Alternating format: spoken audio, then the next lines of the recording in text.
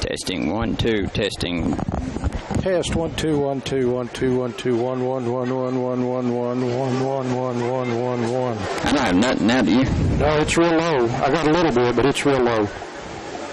Test 1 2 1 2 1 2.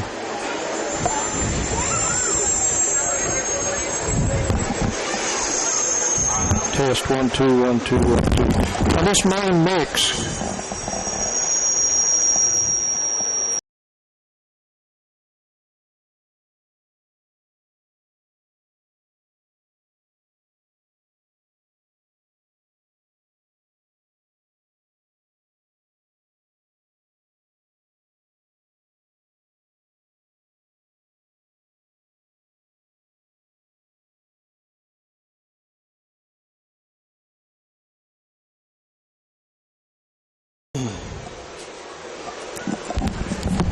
Your captains for tonight's game, first for Middlesboro, number 4. From Bill Adams Stadium in Pineville, it's our high school football game of the week. Welcome to the Polancho's pregame show, the 86th meeting between Pineville and Middlesboro. As the Mountain Lions come in with a record of 1-1, Middlesboro is 0-2 on the young season. This is the 86th meeting. Middlesboro has won 61 of the games, Pineville 19, and 5 of the games ended in ties. Pineville won the last game 40-31 to break a long losing streak at the hands of the Yellow Jackets, as Tucker Woolham completed 10 of 14 passes for a touchdown and also rushed for 154 yards and 4 more touchdowns, as Pineville as a team ran for 310 yards over at Middlesboro last year in that 40-31 win over the Yellow Jackets. Middlesboro got 149 yards from Isaiah Williams, but quarterback Chase Elliott had a rough game. He only completed 2 out of 16 passes, as Pineville snapped the Middlesboro winning streak 40-31. Well, it's the 4th time the teams have met in the Laurel Bowl, as this is the 53rd Laurel Bowl here tonight at Pineville. And in games involving just Pineville, Pineville has won 26. Their opponent has won 25, and one game ended in a tie. Middlesboro has never lost to Pineville in the Laurel Bowl. So Pineville going for 2 in a row in the series against the Yellow Jackets, and Middlesboro trying to keep that little Laurel Bowl winning streak going against the Mountain Lions. Here's the toss of the coin, won by Pineville, who defers their choice until the second half. So the Yellow Jackets, it appears, will get the football. Middlesboro will receive to begin tonight's Laurel Bowl. And if you're familiar with the layout of Bill Adams Stadium, the flood wall end of the stadium, that's the way Middlesboro will be trying to drive the football toward 25E in the direction of the Cumberland River. All right, that's been the Polancho pregame show. Let's take a timeout. We'll be back with a kickoff of the 53rd Laurel Bowl from Pineville right after this break.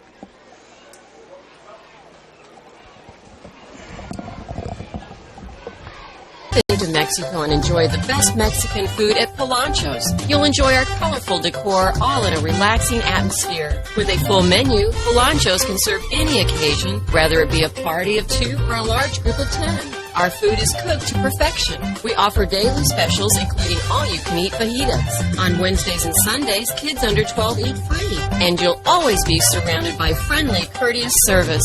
Enjoy a hot Mexican meal with us today. Polancho's, Highway 25E, Middlesboro.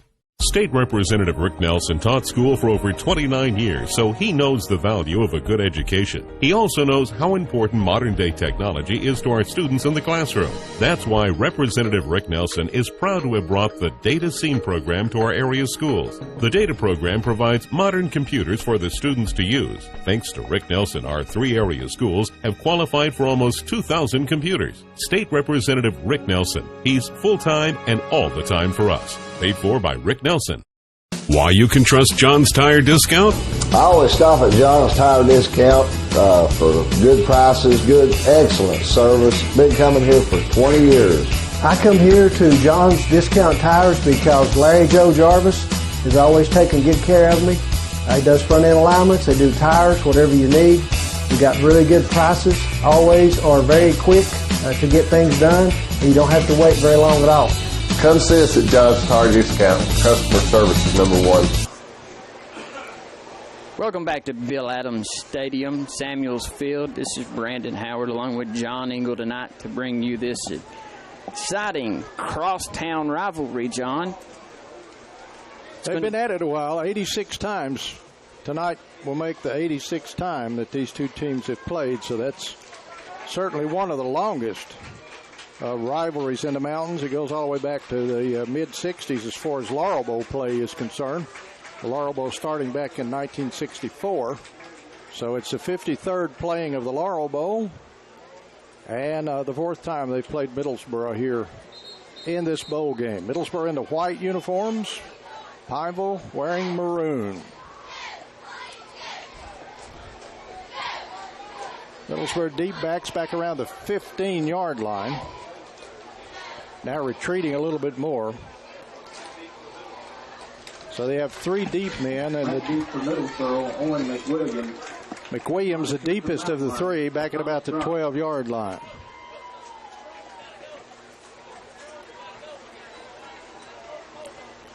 We've got a drone down at the end of the stadium again. That seems to be a common occurrence at these games anymore.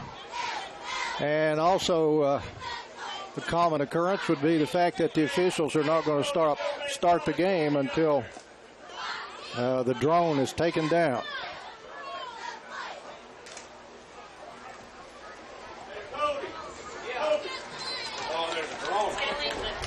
So a bit of delay right off the get-go here. If I can have your attention, please. We cannot start the game until whoever has the drone in the air takes it down. Please bring it down at this time.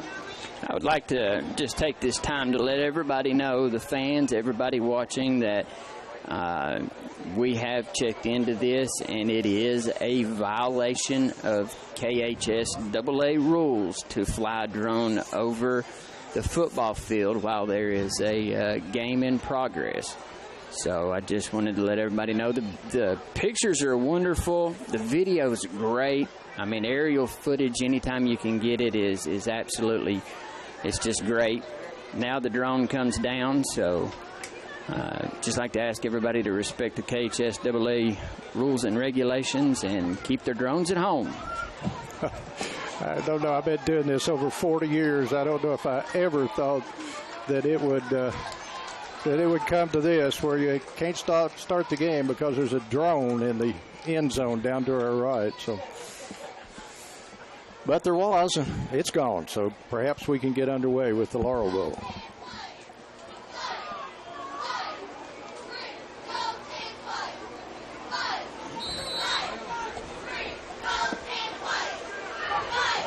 Kick scoots along on the ground, scooped up about the 24-yard line, and looking for running room. There's nothing there. Anthony Jackson dragged down, and here come penalty flags all over the field. So hang on. We've already got a penalty to begin things here at the outset of this Laurel Bowl.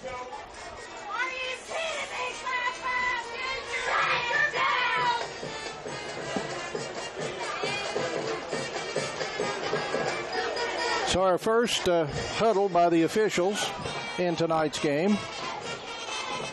We certainly saw a lot of those our last game that we carried when Bell County and Middlesboro played. We got a lot of action by the officiating crew. They're calling a personal foul against Pineville.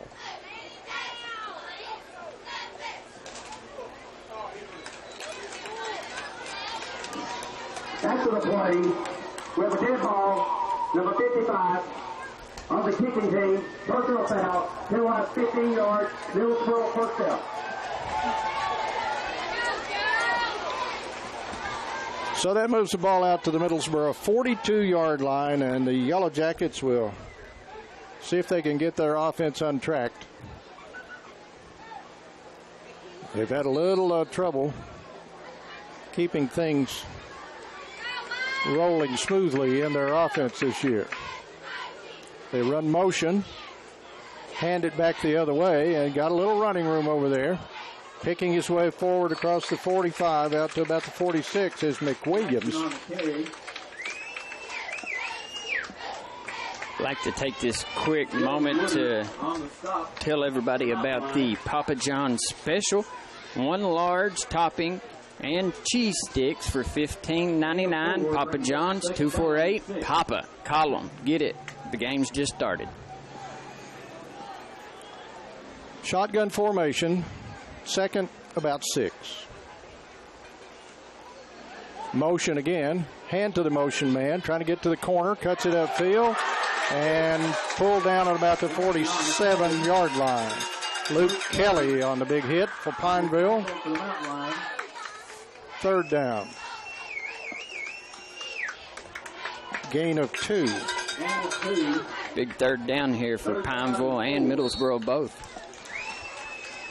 3rd and 4 from the Middlesboro 48. Ethan Ellison, the Middlesboro quarterback, the senior. Ball on the left hash. Wide out each way. And a timeout call to rotate the ball. So the center, I suppose, has it the way he wants it.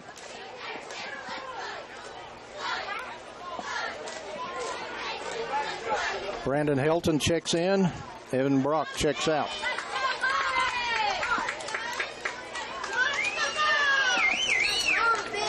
Third and 4 from the 48-yard line. Up under center this time. Toss on a sweep. Got a block at the corner. And fights close to the first down across midfield. Helton on the carry. Helton with the carry. Brunner and Woodard on the stop for Pineville. Timeout for a measurement? No. First down. John's Tire Discount first down for the Yellow Jackets. Into Pineville territory at the 48.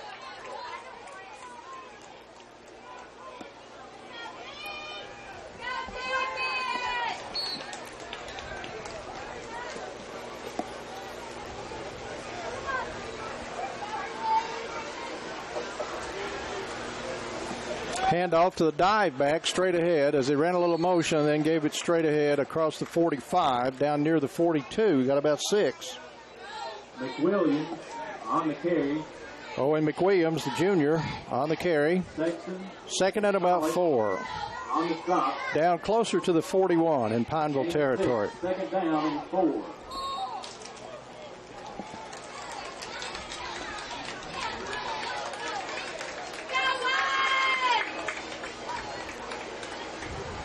Motion, quarterback keeper, struggling for yardage across the 40 down near the first down stick, and then they throw him back. Ellison on the carry. So Ellison kept it, turned it upfield. Luke Kelly. And Henry Michael on the tackle. Has another Middlesboro first down. John's Tire Discount first down carry to the Pineville 37. Yellow Jackets having a lot of success on the ground so far. Not made a pass yet.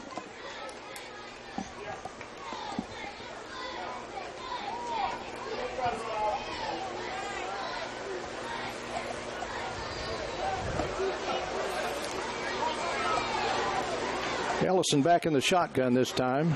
Brings a man in motion and keeps it himself. There's a flag on the play as Ellison crosses the 35. He's down near the 33, but it looks like we have some procedure against Middlesboro.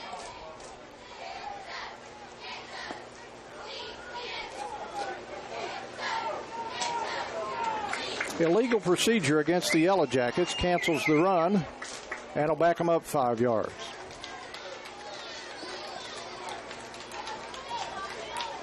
We have illegal procedure on the offense. They had 5 people in the backfield on the play. 5-yard penalty, repeat the down. That's something interesting. That was the head referee announcing that, wasn't it, John? I believe that's Mr. Ashurst. I haven't seen him in a while. Mike Ashurst. Been an official for many years.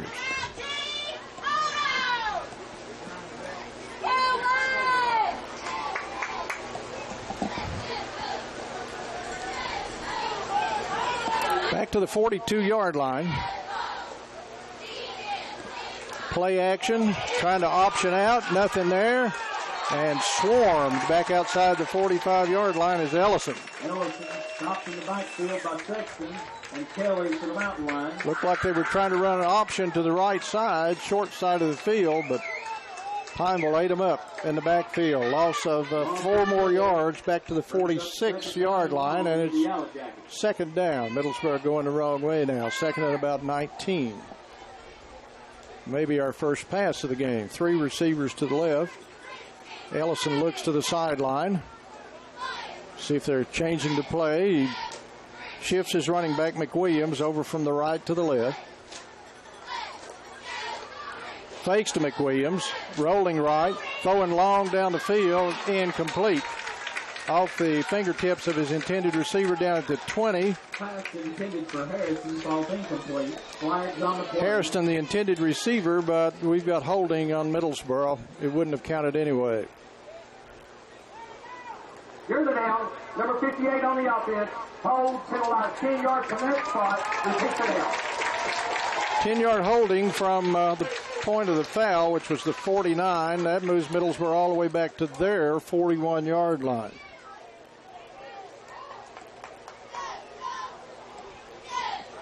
It's a long way to that first down stick. It's all the way down inside the Pineville 30 at about the 27. So it's still second down, but it's second and a long way.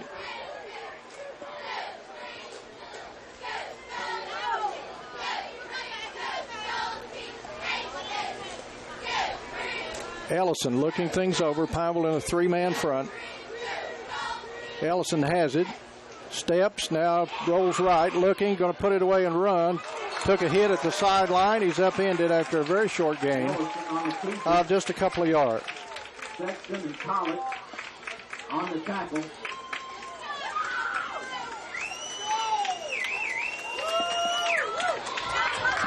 Yellow Jackets look to be struggling a little bit on offense like they have the past couple games we've seen. Yeah, they go through these spells where they really can't get any continuity. Third down from their own 42. They've had the football almost 5 minutes. They're going to run it. And picking his way across the 45 out to about the 48 was McWilliams. McWilliams on the carry. Gain of 6. But a punting situation for Middlesboro. Marshall and Woodard on the stop. Brings up 4th down and long for Middlesboro.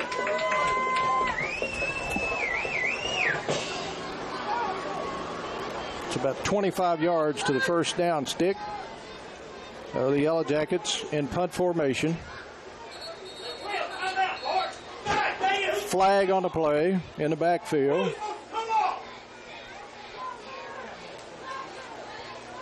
Flags on the play. Pineville has too many men on the field. They have 12 out there. Somebody didn't get off. We have a dead ball. Prior to the play beginning, we had 12 people on the defense.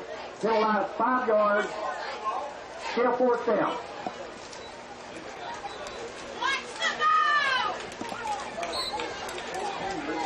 Back deep to the mountain line. Number 7, Nike Mason and Will Adams. Punt is away. It's short.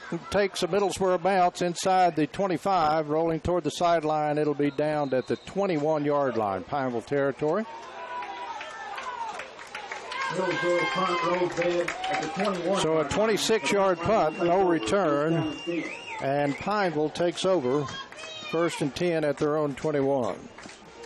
So Middlesboro kept the ball almost half the first quarter, but very little to show for it other than that time of possession. It's going to be exciting to see for the first time you and I this year this high-powered Mountain Lion offense led by senior Tucker Woolham. Had an excellent game last week.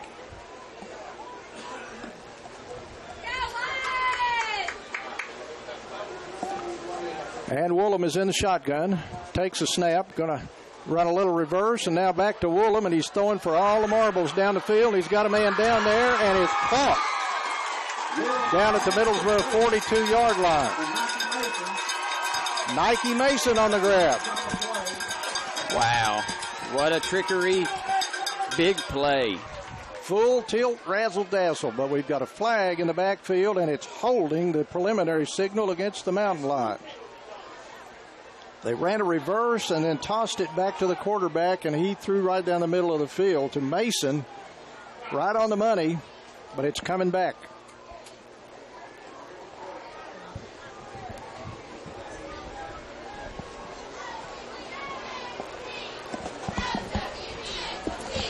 You got to admire that play by Coach Elam. Number 65 for the offense. Hold, penalized, pressure distance to the go. We take it down. Penalty puts the ball on the Pineville 8. First down.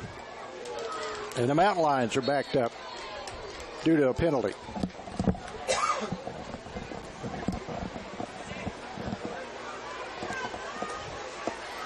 Woolham rolling left, reverses. He's in the end zone. He's looking, and he throws it away up near the 20-yard line. Just threw it out of the end zone. Got rid of the football. And here comes a penalty marker. I think they're going to call grounding. Flags on the play.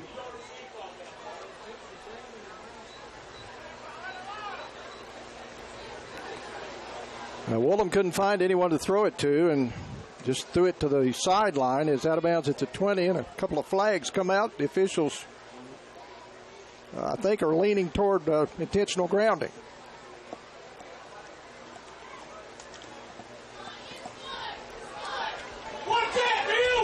And now another flag.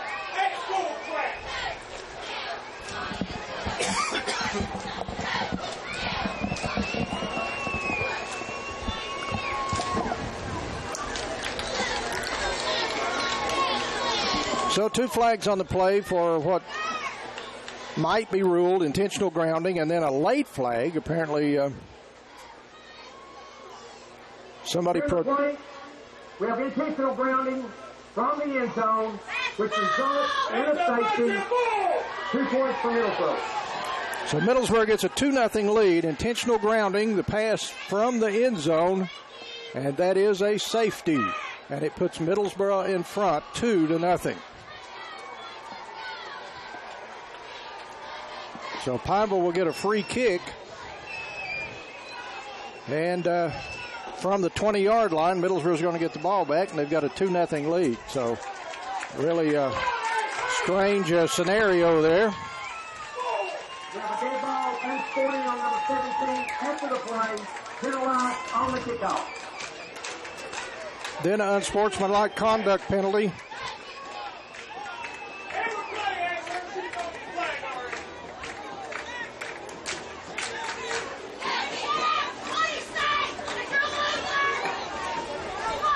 Coach Bart Elam not very happy for Pineville.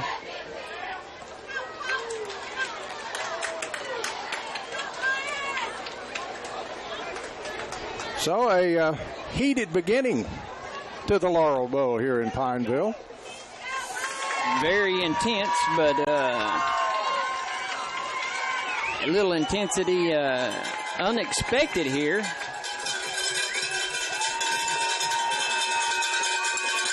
Coach Elam still on the sideline talking to head referee Mike Ashurst.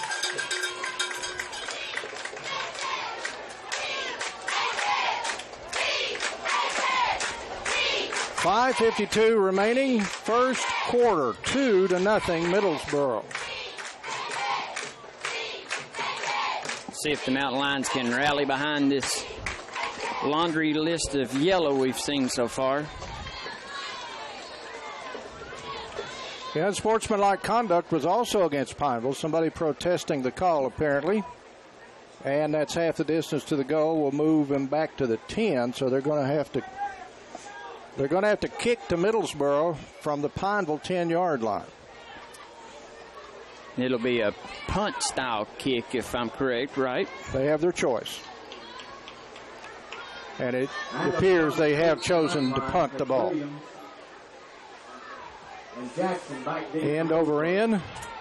And booted around by Middlesboro. Picked up back at the Yellow Jacket 35. And now some running room down the left sideline. And down inside the 30, down inside the 20, the 10, the 5, and a touchdown by Jackson.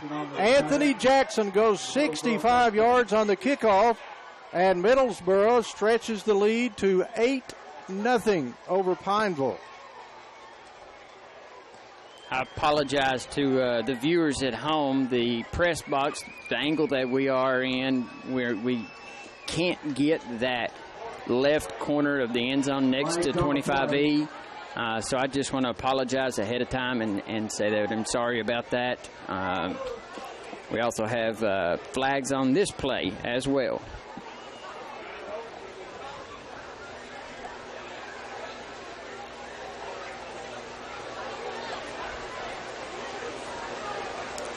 Dead ball, unsportsmanlike conduct. Number 80 for Middlesboro.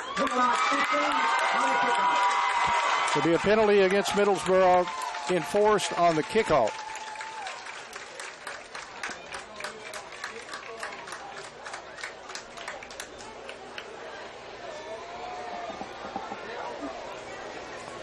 So Anthony Jackson kind of booted that thing around. He hit off his leg, rolled all the way back. He scooped it up on the 35-yard line, and then he went 65 yards for a touchdown.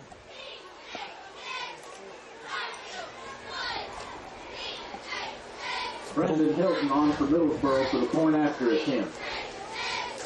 Here's Brendan Hilton, left-footed kicker. He got it away, and it hit the crossbar and went over. Good. Middlesboro 9, Pineville nothing. We'll be back with a kickoff after this timeout. From State Farm understands what you look for when purchasing insurance. Whether it's auto, home, life, or even health insurance, Justin Mays has you covered.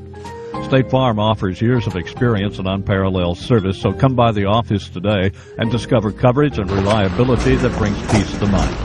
We support all local teams for a safe and successful season. One place for all your insurance needs? Of course. See State Farm agent Justin Mays. Call or stop by today.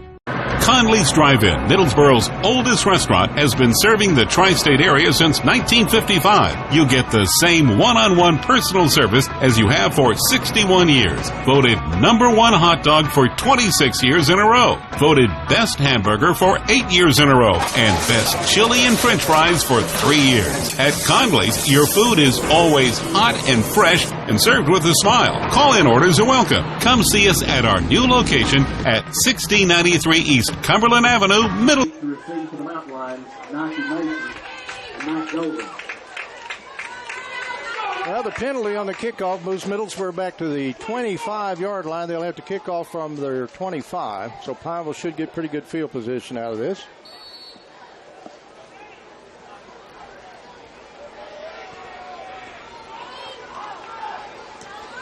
And it's a line drive kick. Takes a big bounce at the 20. Return to the 30. And reversing his field, picking his way through traffic up across the 40 to the 41 or 2-yard line.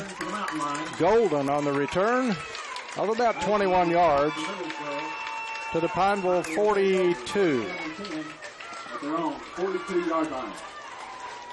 It's an excellent return by Golden there on that kickoff. 5:32 left opening quarter. Middlesboro 9, Pineville nothing. And the Mountain Lions, who have only run really 2 plays, go back on offense now. And they open up in what looks to be a pistol formation.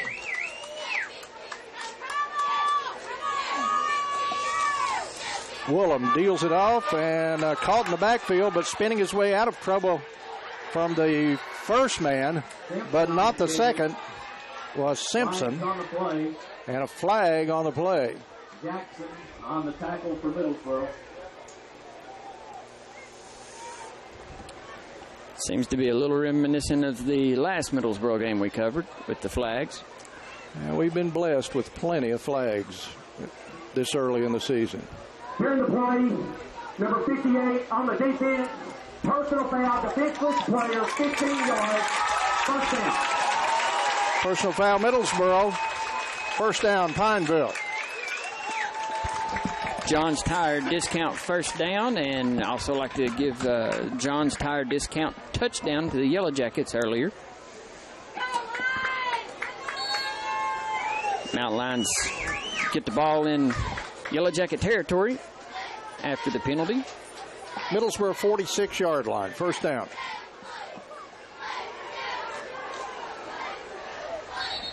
And here's a flag as Woolham keeps it.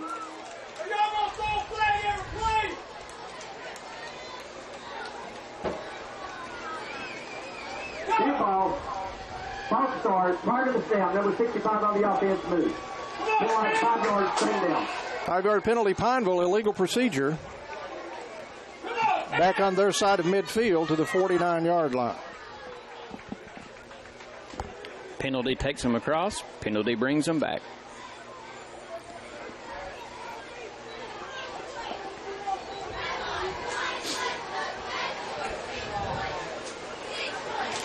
Woolham on the keeper, running across the 45 in Middlesboro territory down to about the 42, maybe the 41. Gain of about 8 or 9 yards. It's a very good turnout for this Laurel Bowl. Gain of 10 brings up second down and 5 to the Mountain Lions. From the Yellow Jacket 41, second down.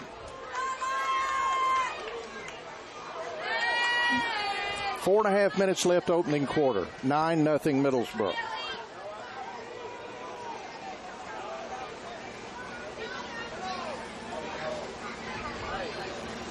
Woolham hands it off, and the ball's knocked free, and they're diving for it over there on the 44-yard line. I think Pineville got it back. Golden on the carry. Fumble on the play, recovered by Simpson. Golden had the ball knocked out of his hands, but Pineville gets back on it, back at the 44. Lost 3. Lucky bounce there. Ball bounced to the left, right towards Simpson. Loss of 3 brings up third down and 8. 3:45 remaining in the opening period.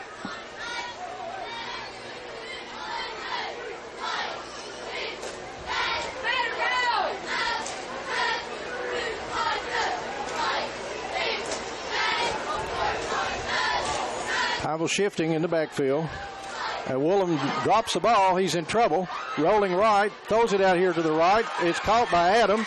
He makes one man miss him. The second got him down at the Middlesboro 44. That's back about the line of scrimmage. On the tackle for Middlesboro. And it's fourth down. No gain brings up fourth down to the Mountain Lions. Fourth down at the Middlesboro 44-yard line.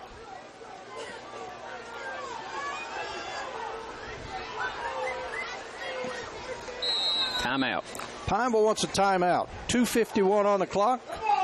9-0 Middlesboro. We'll take a quick break. Be right back to Bill Adams Stadium after this timeout. Need a car loan? ARH Federal Credit Union just made financing it a lot easier with credit rates as low as 1.99% APR. That's right. Auto loans for as low as 1.99% APR at ARH Federal Credit Union. Already purchased a vehicle? Lower your payment by lowering your rate. Refinance it with ARH. Choosing the right vehicle is stressful enough.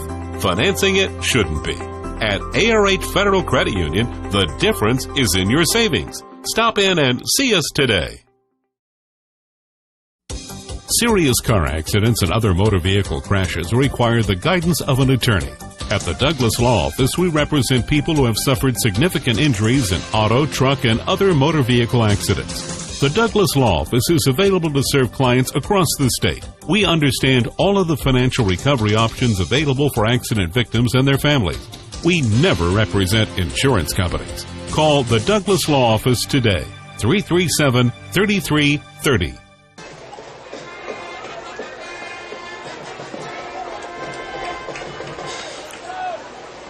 right, a big fourth down play for the Mountain Lions and for the Middlesboro defense from the Middlesboro 44-yard line. Looks like Adams is going to be back punt formation for the Mountain Lions. Jackson back deep for Middlesboro. Jackson, the deep man for the Yellow Jackets. On to the Mountain Lions. Adams does punt, and he punts toward the sideline, so there'll be no return.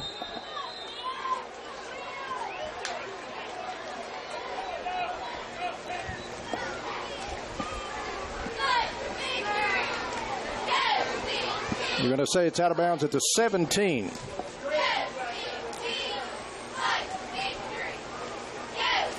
So Middlesboro takes over. They stopped Pineville's really first drive. Mountain Lions had it one time earlier, called for intentional grounding from the end zone, and resulted in a safety for the Yellow Jackets. 17-yard line where they'll take over. First down and 10. So Middlesboro back on offense with the lead. 2:51 to go first quarter.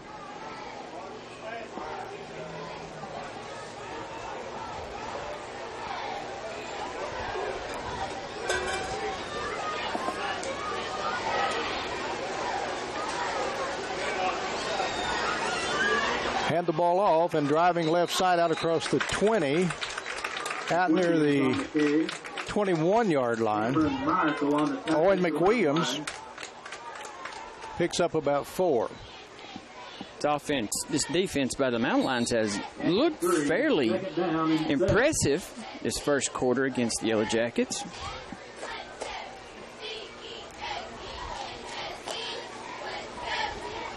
So it's second and a long 6 with 2:15 on the clock, first quarter.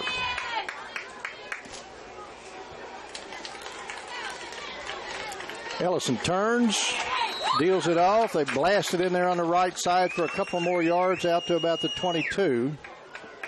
McWilliams on the carry. As McWilliams gets the call again. And it's third down and 6. Gain of 1, third down and 6.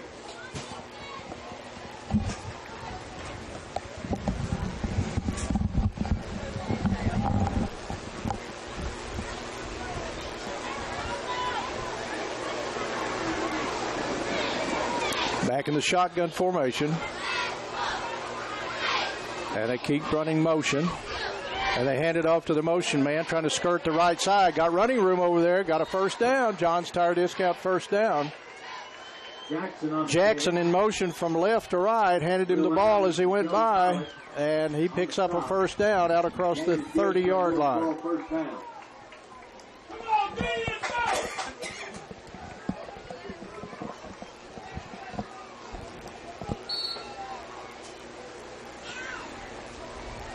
First and 10 from the Middlesboro 32. Hairston splits out wide left. They run motion back the other way, and then it's a counter-type play, running it again, veering off right side out across the 35 to the 37, 38-yard line. McWilliams on the tackle.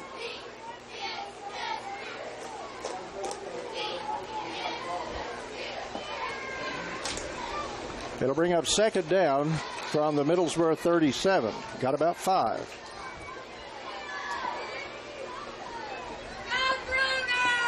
Gain of 5, second down and 5. Go down, there you go. Somebody got the wheel.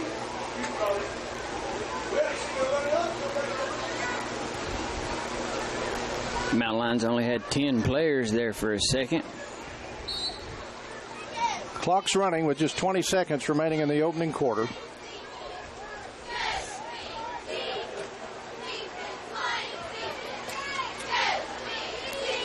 Middlesboro runs motion, fake to the motion, counter back the other way, and then driving it straight ahead across the 40 out to the 44-yard line. Another John's Tire Discount first down. McWilliams on the carry. Clock stops with 3 seconds while the chain gang moves it, resets the first down marker. And that's the end of the first quarter. Middlesboro 9, Pineville nothing. What do you think, John? It's a little different. It's not exactly the way I thought it would open up. I'm not surprised that Middlesboro leads. I'm kind of surprised at how they got the 9 points, but it is the Laurel Bowl. There have been some unusual things happen. Mountain View Nursing and Rehabilitation Center is an ideal solution. And Pineville trying to build on last year's win over the Yellow Jackets that broke that long losing streak to Middlesboro, but Middlesboro so far with the upper hand after 12 minutes of play. Penalties have really hurt both teams. I guess they've hurt Pineville more than they have Middlesboro, but they have been costly. You got to hope those officials don't see a lot of stuff that makes them throw those yellow hankies so often. The game gets a nice flow to it when you don't have to wait for all the penalties to be marked off. Of course, a lot of that's on the teams. They need to quit doing that stuff so those guys don't have to throw those penalty flags out there. But pretty evenly matched game. I think Pineville's mistakes early have given Middlesboro a little bit of a lead here. I couldn't agree better with you. We'll take a quick moment and be back right after this commercial break right here on Hometown TV. Mountain View Nursing and Rehabilitation Center is an ideal solution for long-time, short-time, or respite care needs. We offer 24-hour nursing, medical, physical therapy, also occupational and speech therapy. Mountain View Nursing and Rehabilitation Center also offers a wide range of activities for our residents with quality care in a home-like environment. Stop in and visit our warm and compassionate staff and see why we should be your first and only choice. Mountain View Nursing and... First down, Middlesboro from their 44.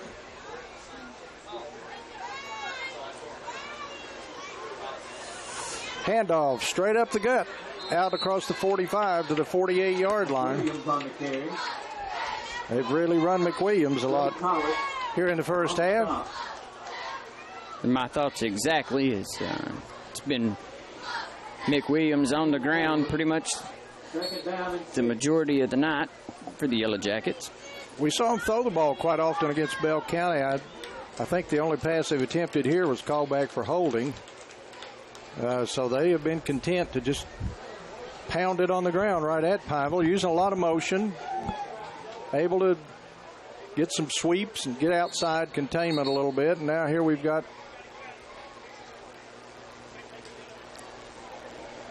a Middlesboro player that needs to get a shoulder pad straightened out. It's flapping outside that jersey. They've really been hot on that this year. Guess that kind of falls under the player safety for the referees.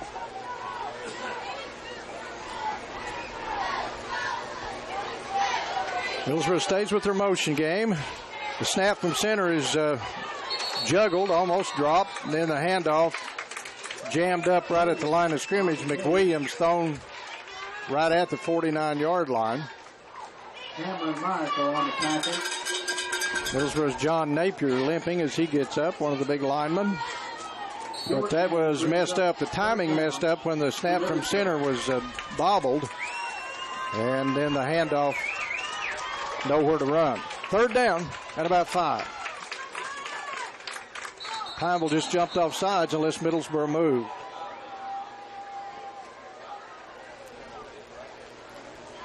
They're saying Middlesboro moved. Pineville is. So they drew Pineville off sides. Hit ball on the offense, number 16, illegal procedure, infraction snap. 5-yard penalty. Infraction snap, as Mr. Ashurst called it. 5-yard penalty against the Yellow Jackets. Back to the Middlesboro 44 we go.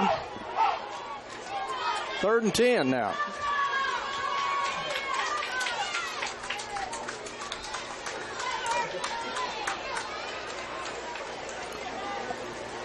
Ellison still in there at quarterback. He's back in a shotgun formation. He's got McWilliams back there next to him. 2 wideouts each way. Quick pass out in the flat. Caught. Not much room over there. The play only gets out to midfield. Tucker Willem on the tackle to the mountain line. Big hit by Woolham there. Good tackle. They're going to rule out of bounds at the 49, so a gain of 5. Ball be spotted at the Middlesboro 49-yard line. And it's fourth down. And 5. But the Yellow Jackets moved it out from their own 17, so they picked up some field position before being forced to kick it away. Adams deep for Pineville inside his 20. On to Middlesboro. The kick just got away. Adams is tracking it, and it's bouncing around. He's still looking at it, and he's just going to let it roll dead at the 11. Thought for a second he was going to get it. He took a couple of serious looks at it and then decided not worth the risk. Front rolls dead at the Pineville 11-yard line. So the Mountain Lions go back on offense with 10:05 left in the first half. They'll have it at their own 11-yard line, and Middlesboro holding a 9-0 lead. Also like to remind everybody that Papa John's has the special of the night. Large one-topping cheese sticks plus for $15.99. Give them a call, 248-PAPA-7272.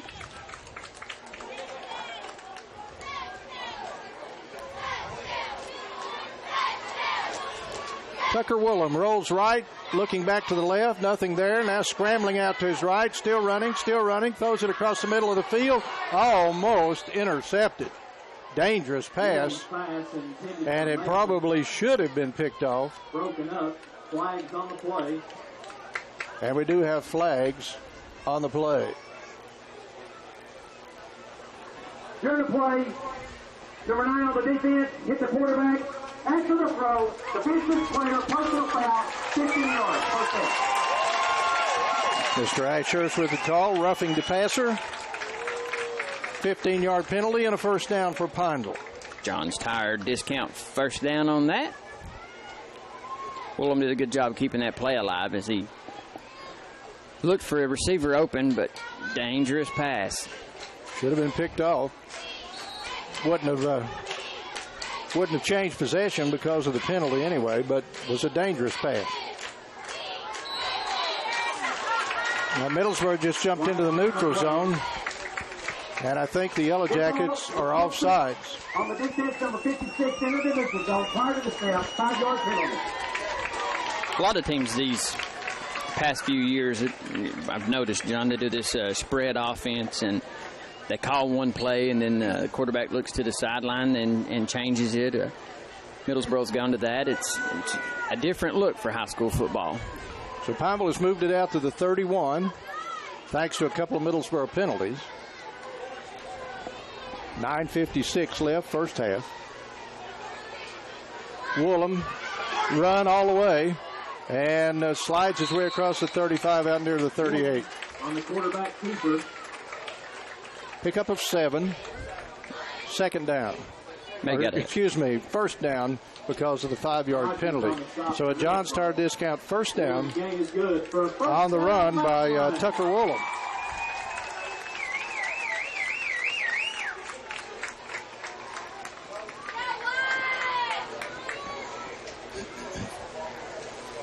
Out at the 38-yard line.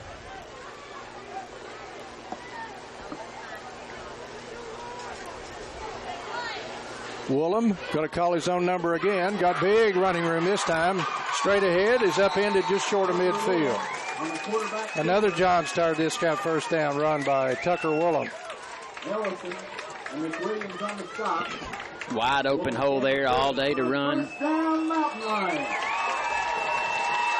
Middlesboro anticipating Woolham to throw the ball there. So Pineville now has it out near midfield, their own 49-yard line, first down.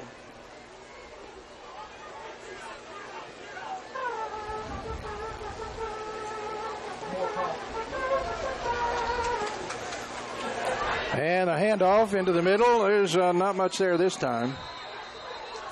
Maybe a yard, maybe not even a yard.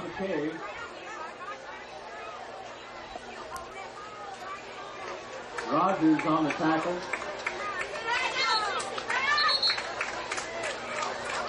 No gain. It's second down. Timeout for equipment issues for Pineville. Got a little helmet problem over there.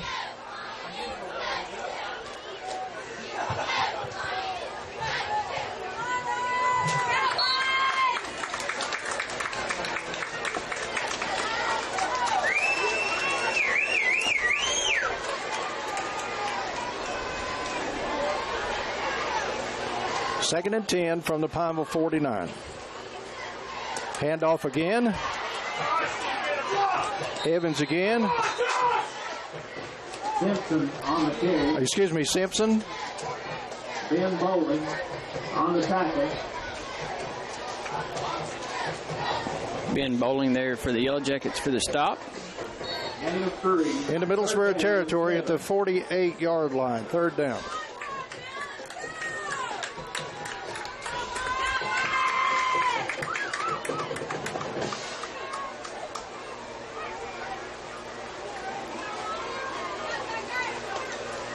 Woolham calls his own number again and gets to the 45 and down to the 44. That's going to be a couple of yards short of the first down.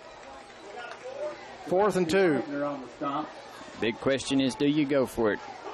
This far in Yellow Jacket territory, 4th down, early in the... 4th down and 3. 7:30 remaining in the first half. Middlesboro with a 9-0 lead, and Pineville on a 4th and about 3. Going to go for it, looks like, from the Middlesboro 44.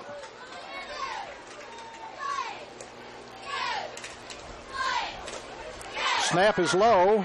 Woolham goes back, picks it up, looking, lets it go over the middle, and it is broken up.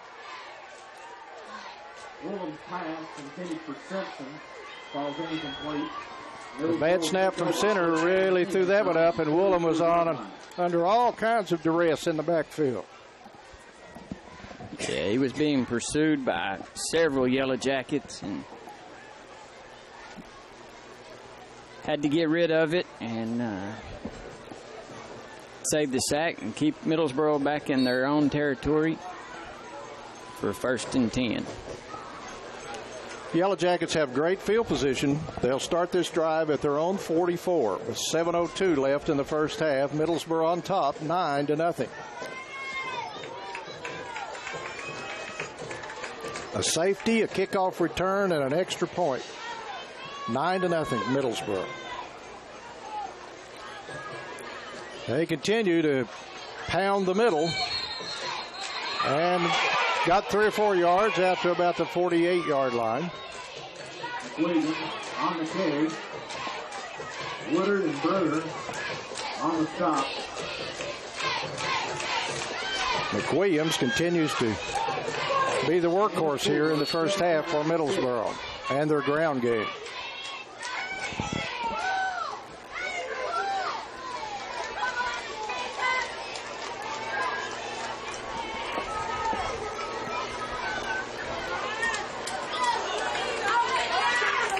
Pistol formation. Ellison takes it, fakes, rolls left, throws left. It's caught wide open at the 46 and into Pineville territory inside the 40, down to the 37-yard line. On the tackle. That'll be a John Star discount first down. A nice little deceptive ball handling move by the Middlesboro quarterback to free himself, rolling left, throwing left, and he's got a first down. That's that passing game that we spoke of earlier that we haven't seen so far. So 1st and 10, the Pineville 37. Motion man, fake, counter back the other way, and it's jammed up at the line of scrimmage, and McWilliams is thrown right about the 38, lost about a yard. 5:30 and counting in the first half. Pineville stacked that up at the line of scrimmage, and it's a loss of a yard, 2nd and 11. McWilliams didn't have anywhere to go then when there wasn't even a hole open for him, was there? No, those linebackers are getting in there. Pineville's just got a 3-man front, but they've got those 4 linebackers really coming in fast. Motion man, right to left. takes the handoff, trying to sweep left. Got a little crease, got good yardage down close to a first down. Still driving for yardage down inside the 30, down near the 27-yard line.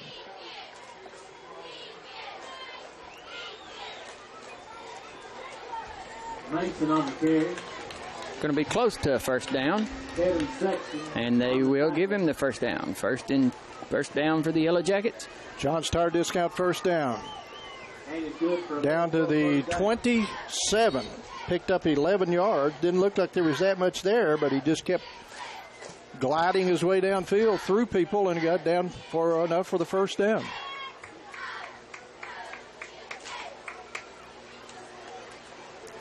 Quarterback keeper, Ellison, big hole, and he runs through it down inside the 25 to the 20, down to about the 19. On the tackle to the mountain line. Got about 8 yards. Left side of the Yellow Jackets line opened up a good hole for Ellison there. Timeout Mountain Lions, 9-0 Middlesboro, and the Yellow Jackets are driving. We'll take a quick break. Be right back to our high school game of the week. Mountain View Nursing and Rehabilitation Center is an ideal solution for long-time, short-time, or respite care needs. We offer 24-hour nursing, medical, physical therapy, also occupational and speech therapy. Mountain View Nursing and Rehabilitation Center also offers a wide range of activities for our residents with quality care in a home-like environment. Stop in and visit our warm and compassionate staff and see why we should be your first and only choice. Mountain View Nursing and Rehabilitation Center, Highway 25E, Pineville. In the heart of a song, on the wings of a smile, in the touch of a teardrop, in a look that is caught at a moment in time, in the echoes of laughter, I'll remember you. Arnett and Steele Funeral Home and Cremation Center, Pineville, Kentucky. Well, Middlesboro with a nice drive here after stopping Pineville on a fourth down play and taking over at the Middlesboro 44-yard line. The Yellow Jackets now have it down inside the Pineville 20. They have a 9-0 lead, and they've got a nice drive going here. Second and about 2.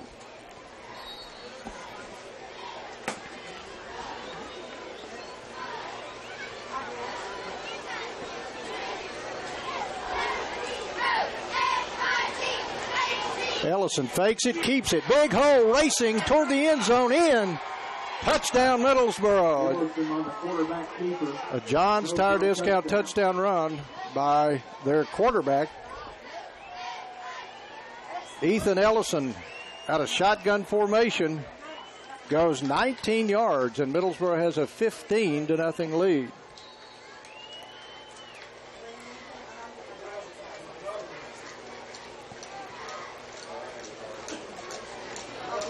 Score comes with 4:25 left in the half.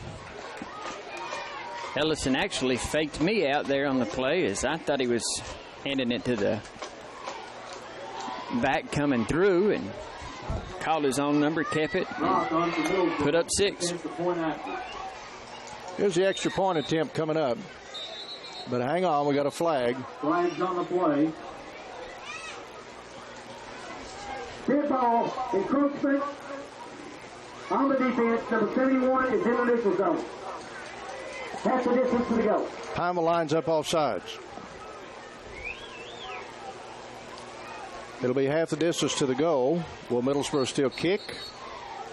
Timeout on the field clock by Middlesboro. That's their first part. Timeout. I think that's what they're going to talk about. Now that they just have a yard and a half to go, maybe they'll go for 2. So, timeout on the field. We'll be back with the extra point try right after this break. You're looking for a place to live. What do you look for? Convenience, value, safe housing? Well, of course you do. The Housing Authority of Middlesboro. Affordable housing for you or your family. All the apartments have been modernized and they're energy efficient. Income-based rent, fair market rent, and flat rent. Whatever your situation is, the Housing Authority of Middlesboro provides safe, clean housing that is user-friendly in a neighborhood-type setting. Randy Earl invites everyone to look at the Housing Authority of Middlesboro. For more information, please call 606-248-6500. Safe and affordable housing that you can call home. The Housing Authority of Middlesboro. At Long's Pick Pack, customers are always number one with us. We are passionate about our customer service. We believe in offering you only the freshest produce and superior products. So when you come to Long's Pick Pack, your grocery shopping experience is something to enjoy and look forward to, not just a chore you have. Mikey wants to invite all the kids, too. We're back with the two-point conversion attempt. Yep, they're going for two. They got it down half the distance to the goal, so they now have decided to go for two. Ellison calls his own number, and he got drilled. He didn't make it. But wait a minute, we got a start number 56 on the prior to the snap. 5-yard penalty. So Middlesboro's going to be penalized 5 yards for illegal procedure, and now we may bring the kicker back out. And it looks that you are very good in predicting what they're going to do. I read a book once. Read a book once? Yep. I tried to read that book, only got halfway through it. Well, it had pictures in it. So. Okay, well, letters wasn't big enough for me. So, here we go. No pictures. Let's try it again. Yep, the kicker's back out there, and he's going to try to add one more point.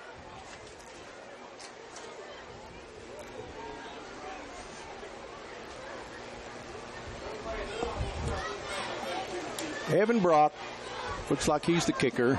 He's lined up out there ready to try to get this one airborne. He bounced the last one off the crossbar. He hits this one a little better, and it's on its way, and he's got it. 16-0 Yellow Jackets with 4:25 remaining in the first half of the 53rd Laurel Bowl from Pineville.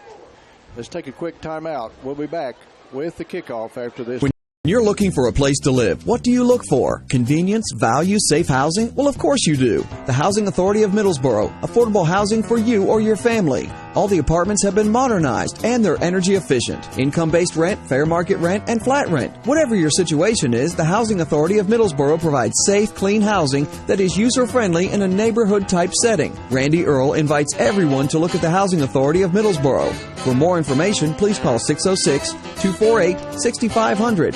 Safe and affordable housing that you can call home. The Housing Authority of Middlesboro. At Long's Pick Pack, customers are always number one with us. We are passionate about our customer service. We believe in offering you only the freshest produce and superior products. So when you come to Long's Pick Pack, your grocery shopping experience is something to enjoy and look forward to, not just a chore you have. Mikey wants to invite all the kids, too. Come to Long's, join the Galaxy Kids Club. Long's Pick Pack, 134 Pine Street, Pineville, where the culture of our community is alive.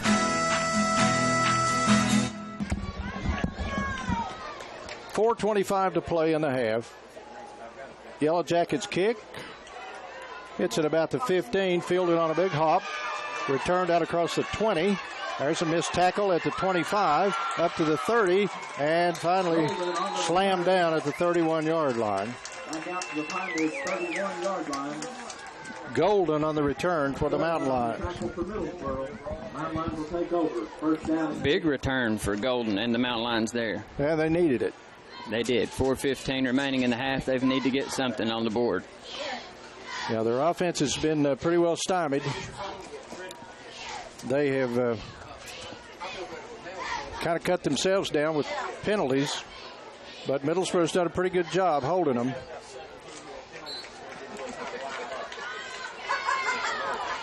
So Woolham in the shotgun. Takes it, fakes it, keeps it himself. Sprints out to the right side, and he can't get away. He's pulled down behind the line of scrimmage.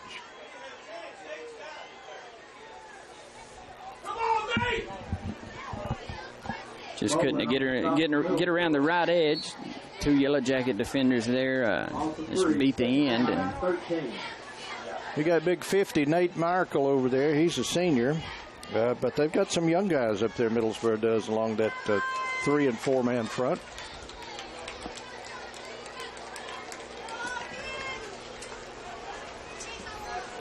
Woolham rolling left, throwing left. It is caught at the 30 and out to the 35-yard line. Woolham's pass complete to Lefevre. Trent Lefevre is with the catch. Jackson on the tackle for Middlesboro. And it's third down about 6 at the 35. 3:12 left, first half, 16-0 Yellow Jackets. Woolham stays in the shotgun. Looks to the sideline as the play relayed from Coach Elam. Now Woolham play action, rolls right, throws, and tipped and intercepted by Middlesboro. At the 40, at the 35, at the 30, and down to the 20, and into the end zone. But hang on, we've got a flag back up at the 20-yard line, and now a flag on the Middlesboro sideline as well. A flag thrown at the end zone also. So we got flags all over the place. The flag on the return, and then the Middlesboro sideline erupted. Some of the coaches over there, they drew a flag. And then a flag, as you said, down there in the end zone. But that ball, the old tip drill, it went off the hands of the Pineville receiver, and Middlesboro picked it off and ran it in. But it's coming at least part way back, but it's going to be Middlesboro's ball. Nothing negates the interception, correct? Yeah, all of this happened after the interception, post-interception, so Middlesboro is going to have the ball. The question is, how far back upfield will they have it? Well, while they sort it out, let's take a look at that replay again.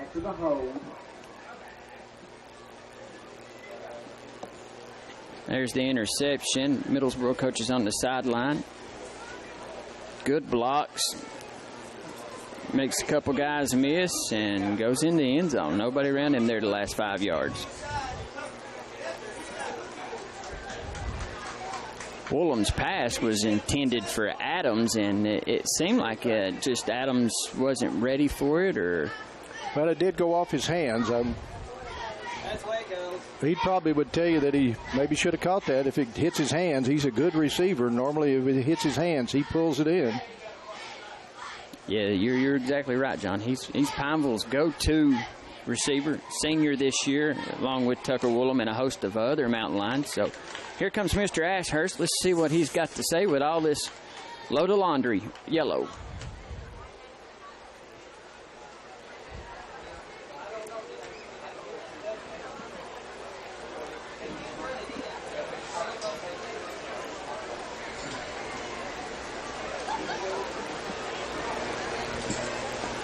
Well, he's not quite ready.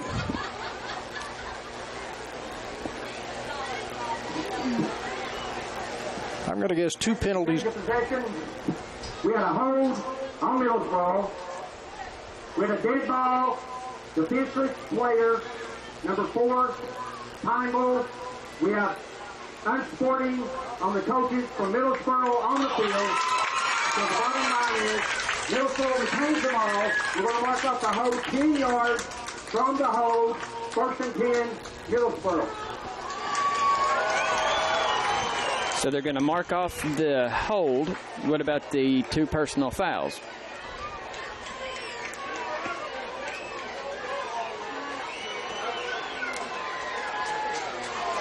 Well, apparently that's you get your choice. That's the one they got.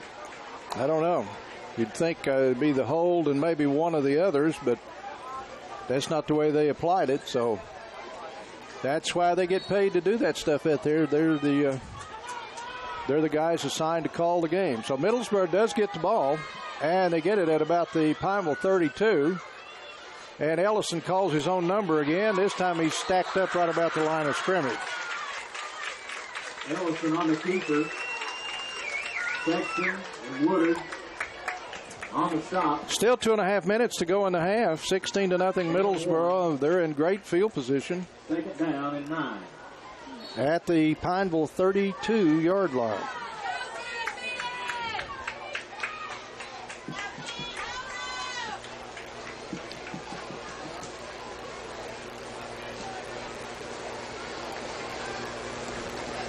Yellow Jackets in no particular hurry. Down to 2:05.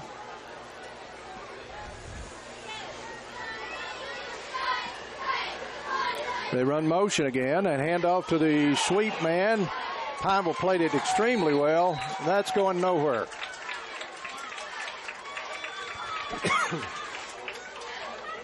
Couldn't write it up any better how Pineville played that. Hairston on the carry, but he lost the yard back. On the tackle to the mountain line.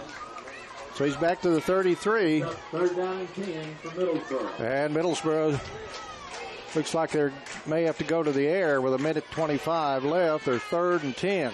3 receivers go to the left side.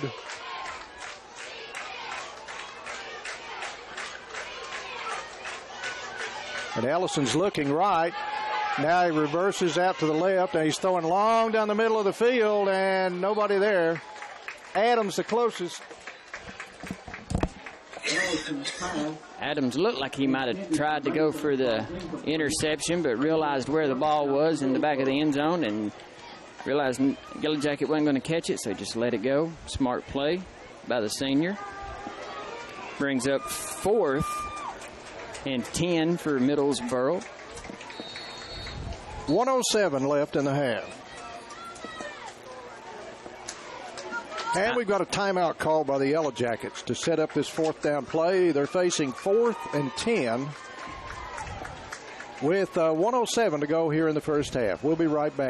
Did you know People's Choice Pharmacy offers you the lowest prices on all prescriptions and as well as all your over-the-counter medications? It's true. And since you'll pay the same copay for your medications no matter where you go, why not experience the friendliness, the professionalism, and the speed of service you only get at People's Choice Pharmacy? See why our customers tell their friends about People's Choice Pharmacy. Open 6 days a week. People's Choice Pharmacy, caring for you and about you.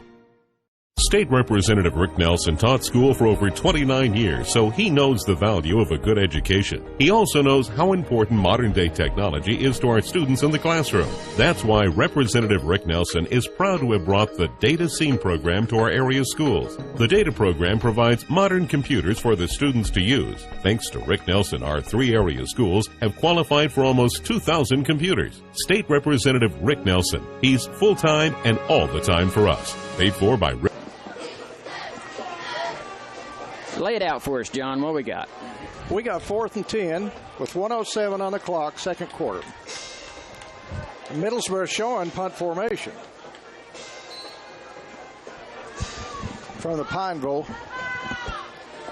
32-yard line. Elton on the kick. And he does kick it. It's very high, not too long. And a fair catch called by Adams down about the 10-yard line. Clock didn't run at all, by the way. Still on 1:07. At the Pineville 10-yard line, where they'll take over. First down and 10. That's the second punt in a row the Yellow Jackets have made. That mountain line defender has come real close to the kicker, getting his hand on the ball or something. Yeah, they're getting in there pretty good. I'm excited to see what Coach Elam and Tucker Woolham pull out of their hat right here with 1:07. It is Hall of Fame weekend here at Pineville as they induct the new class to their school Hall of Fame. Woolham hands it off. And here's Simpson out to about the 14. Got about 4 yards. 50 seconds on the clock.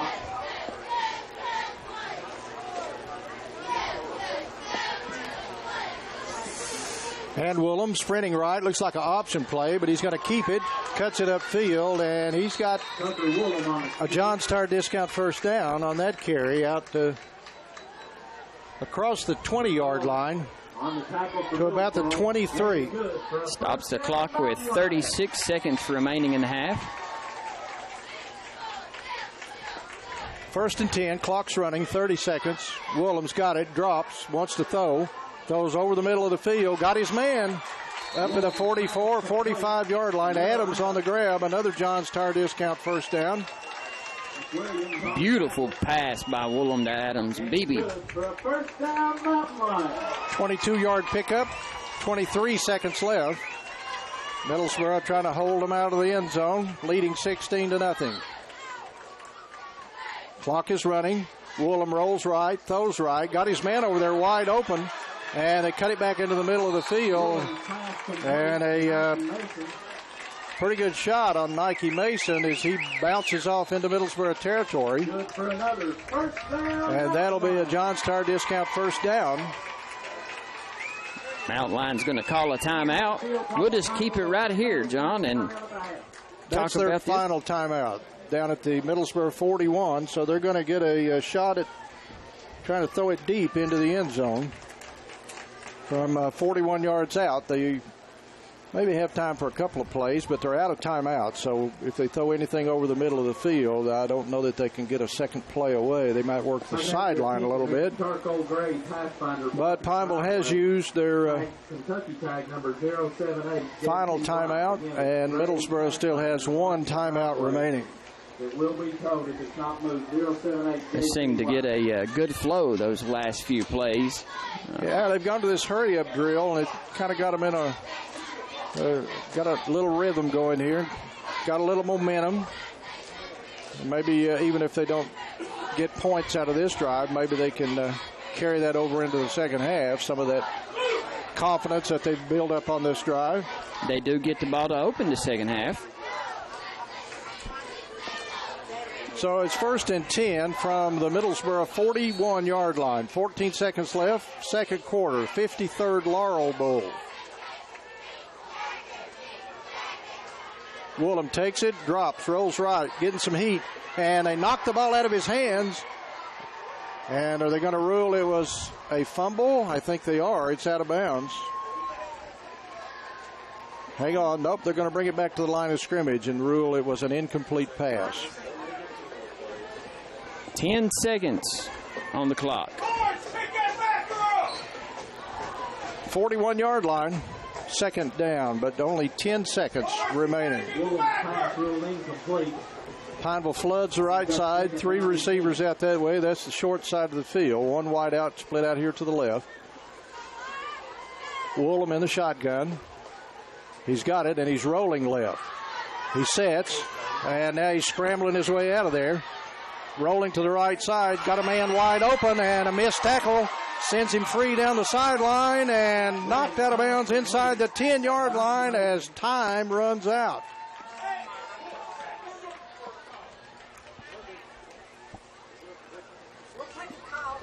Flag on the play.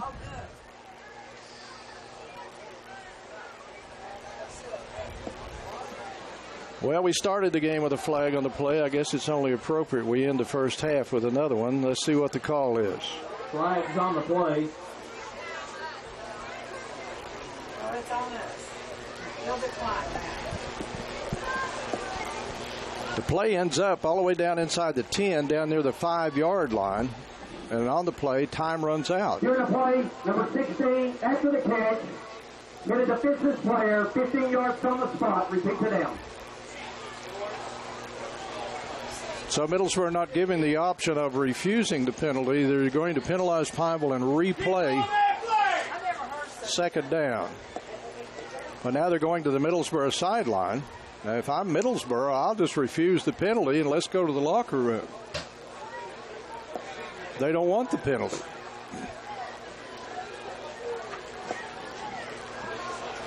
The penalty on the play is declined.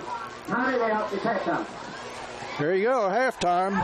16-0. Middlesboro leads Pineville here halfway through the 53rd Laurel Bowl. So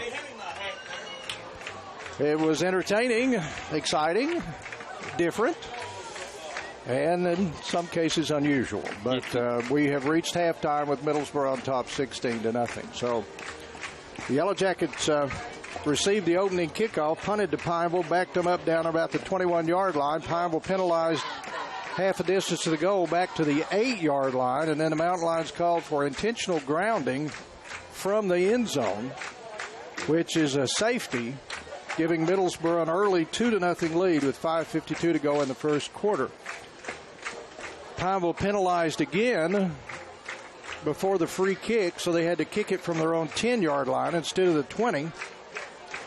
And they punted it down the field, and it was picked up and returned by Anthony Jackson for 65 yards and a touchdown. And an 8-0 lead. The Yellow Jackets added the point after and led 9-0. They scored again with 4:25 left in the second quarter when their quarterback Ellison broke free on a 19-yard run. That's after they had held Pineville on fourth down and took over at their own 44-yard line. They drove the 56 yards, Ellison going the final 19. And the point after good and our halftime score, that's where we are right now. It's Middlesboro 16, Pineville nothing. Mountain Lions will get the football when we pick up second half action. Charles E. Gene Turner holds a very unique. Did you know People's Choice Pharmacy offers you the lowest prices on all prescriptions and as well as all your over-the-counter medications? It's true. And since you'll pay the same copay for your medications no matter where you go, why not experience the friendliness, the professionalism, and the speed of service you only get at People's Choice Pharmacy? See why our customers tell their friends about People's Choice Pharmacy. Open 6 days a week. People's Choice Pharmacy, caring for you and about you. State Representative Rick Nelson taught school for over 29 years, so he knows the value of a good education. He also knows how important modern-day technology is to our students in the classroom. That's why Representative Rick Nelson is proud to have brought the Data Scene program to our area schools. The Data program provides modern computers for the students to use. Thanks to Rick Nelson, our 3 area schools have qualified for almost 2,000 computers. State Representative Rick Nelson. He's full-time and all the time for us. Paid for by Rick. Welcome back. It's halftime of the 53rd Laurel Bowl. Right now they're going to have the presentation of the Pineville School Hall of Fame. This is the class of 2016. The inductees of the 5th Pineville School Hall of Fame class. Charles E. Gene Turner holds a very unique and never to be challenged title. Distinguished alumni is Charles E. Gene Turner, first Pineville School System in 1955, recipient from Pineville High School in the class of 1956. In the fall of 1955, Gene went out for football and played for Coach Bill Adams' Mountain Lions, making history again. When Gene put on the uniform and played, he became the first African-American to letter in a sport at Pineville High School. He is now retired and lives in Gary, Indiana. Tonight and for always, we honor him as a distinguished alumni of Pineville High School. Ladies and gentlemen, Pineville School Hall of Fame inductee, Gene Turner.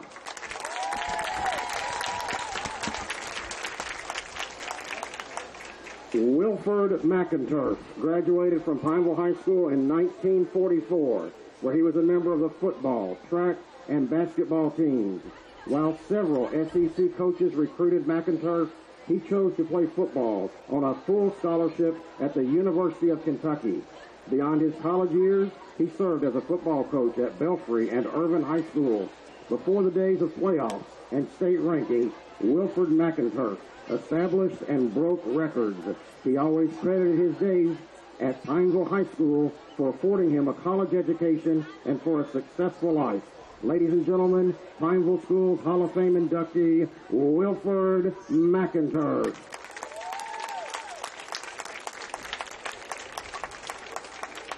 Frances Helton Cinder Parsons graduated from Pineville High School in 1948 as editor of the Pine Cone. She received a degree in education from the University of Kentucky in 1952 and was a member of the Alpha Gamma Delta sorority. She returned to Pineville in 1958, where she began a lifelong commitment to the Pineville school system.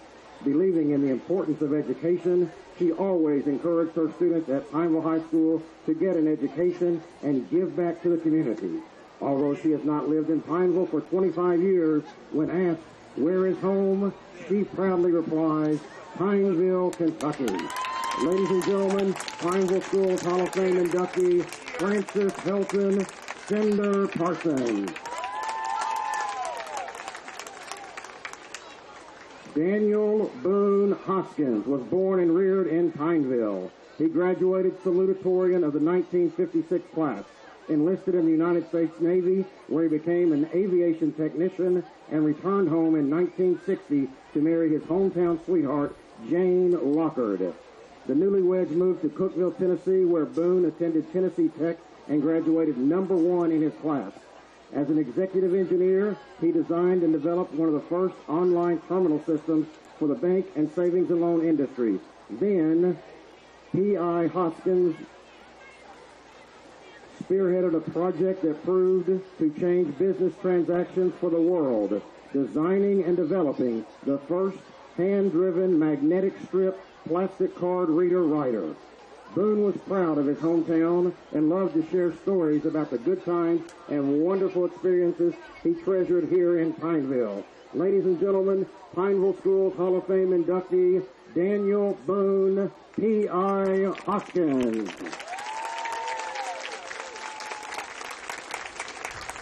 On a Friday night, in the late 1980s, the Pineville Mountain Lions were a force to be reckoned with, and the name that echoed through the Cumberland Valley was Pineville's own Michael Duval. He was a powerful running back with speed, and that combination proved unstoppable. In his senior year, Mike Duval led Pineville to a 9-3 record, with the Mountain Lions capturing the title of district champs and a co-SEKC championship with a 7-0 record in SEKC play. He was once again named to the Class A All-District offensive team, and he was recognized as the Class A District Player of the Year. As a Player of the Year, he maintained a top 10 position in the state of Kentucky for the entire season based on the number of touchdowns and amount of yardage compiled. He loved his family, and he was so proud of his son Quentin, and he often talked about his love for the game of football and his love for Pineville High School. Ladies and gentlemen, Pineville Schools Hall of Fame inductee, Michael Duval.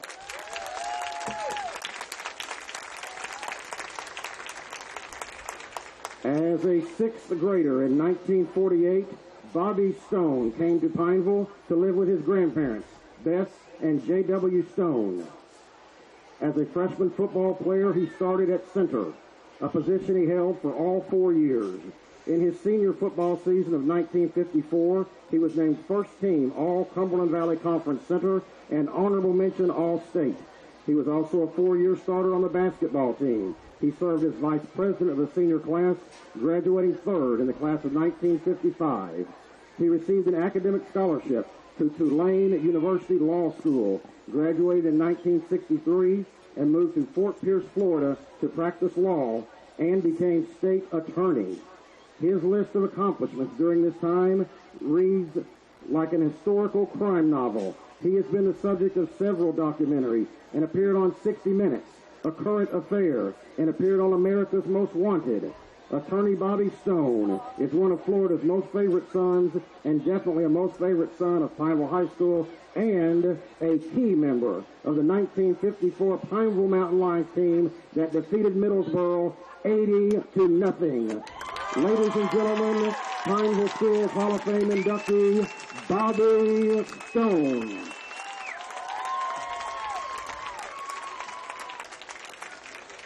William Bill Morgan owned and operated the Morgan Drug Store in the 1940s through the 1980s.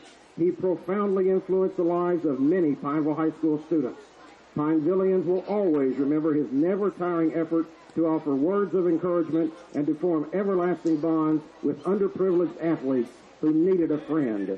It is impossible to know each humanitarian act he demonstrated. He often gave the athletes rides to ball games and always encouraged them to complete their education. Morgan's was a popular place to go for an ice cream, a hamburger, and always behind the counter was Bill Morgan, whom we Pinevillians respectfully acknowledge and honor for his love of community and her children. Ladies and gentlemen, Pineville Schools Hall of Fame inductee, William Bill Morgan.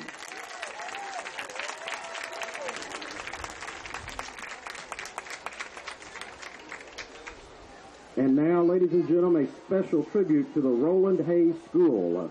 In the early 1900s, the Pineville City Schools opened the doors of an up-to-date, modern brick building located at the corner of Tennessee and Mount View Avenue in order to facilitate the educational needs of Pineville's African American community.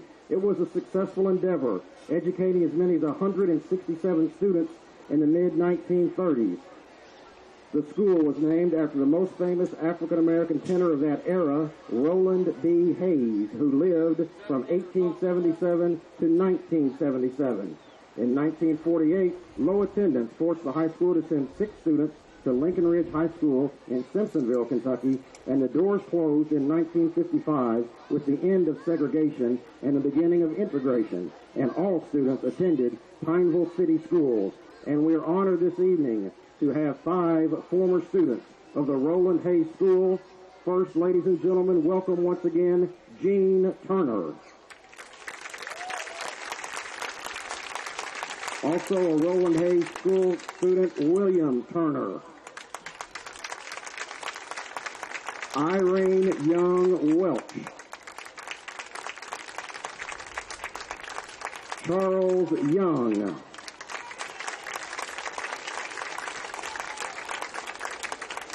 And Nathaniel Young, all former students of the Roland Hayes School.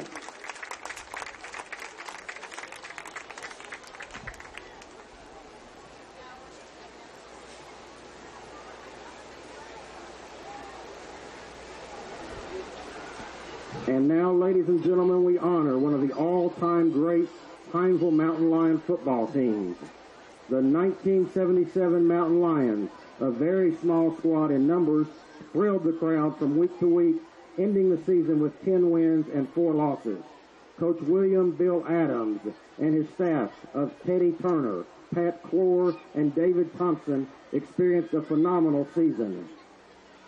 After defeating Bell County 20-0, district play began with an upset over Williamsburg 8-0, followed by shutouts of Lynn Camp 38-0, Harlan 36-0, Clay County 39-0, a big win over Lynch 28-6, and another upset of Knox Central 16-8.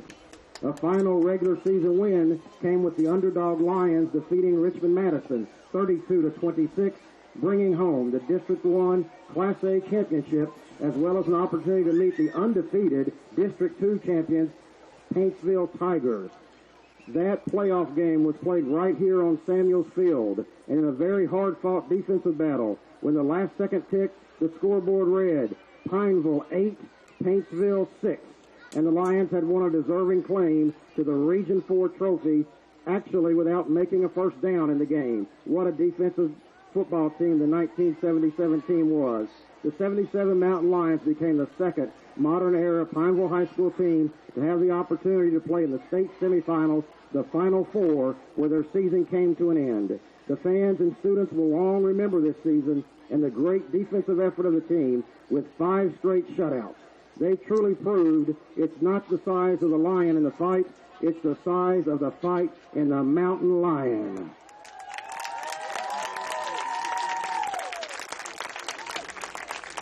And now, let's meet members of that famed 1997 team who are with us this evening. Bill Bowling. David Combs. Greg Ellis. Glenn Hobbs. Lynn Hobbs. Jasper Howard. J.D. Howard. John Hurd. Scott Maiden. Philip Martin. Alan Taylor. Mark Terry. Tuck Willem. Coach David Thompson. and Coach Pat Clore. Ladies and gentlemen, let's offer a large round of applause for our Hall of Fame inductees, our Roland Hayes School students, and our beloved 1977 Pineville Mountain Lions.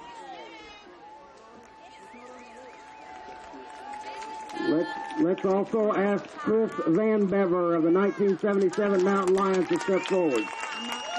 And also we have Mike Pye with us this evening. Two tremendous contributors to the success of the 1977 team. And now, ladies and gentlemen, once again, let's show our appreciation for these individuals who have made such a difference in the successful life of Pineville High School and the community of Pineville, Kentucky. Congratulations, one and all.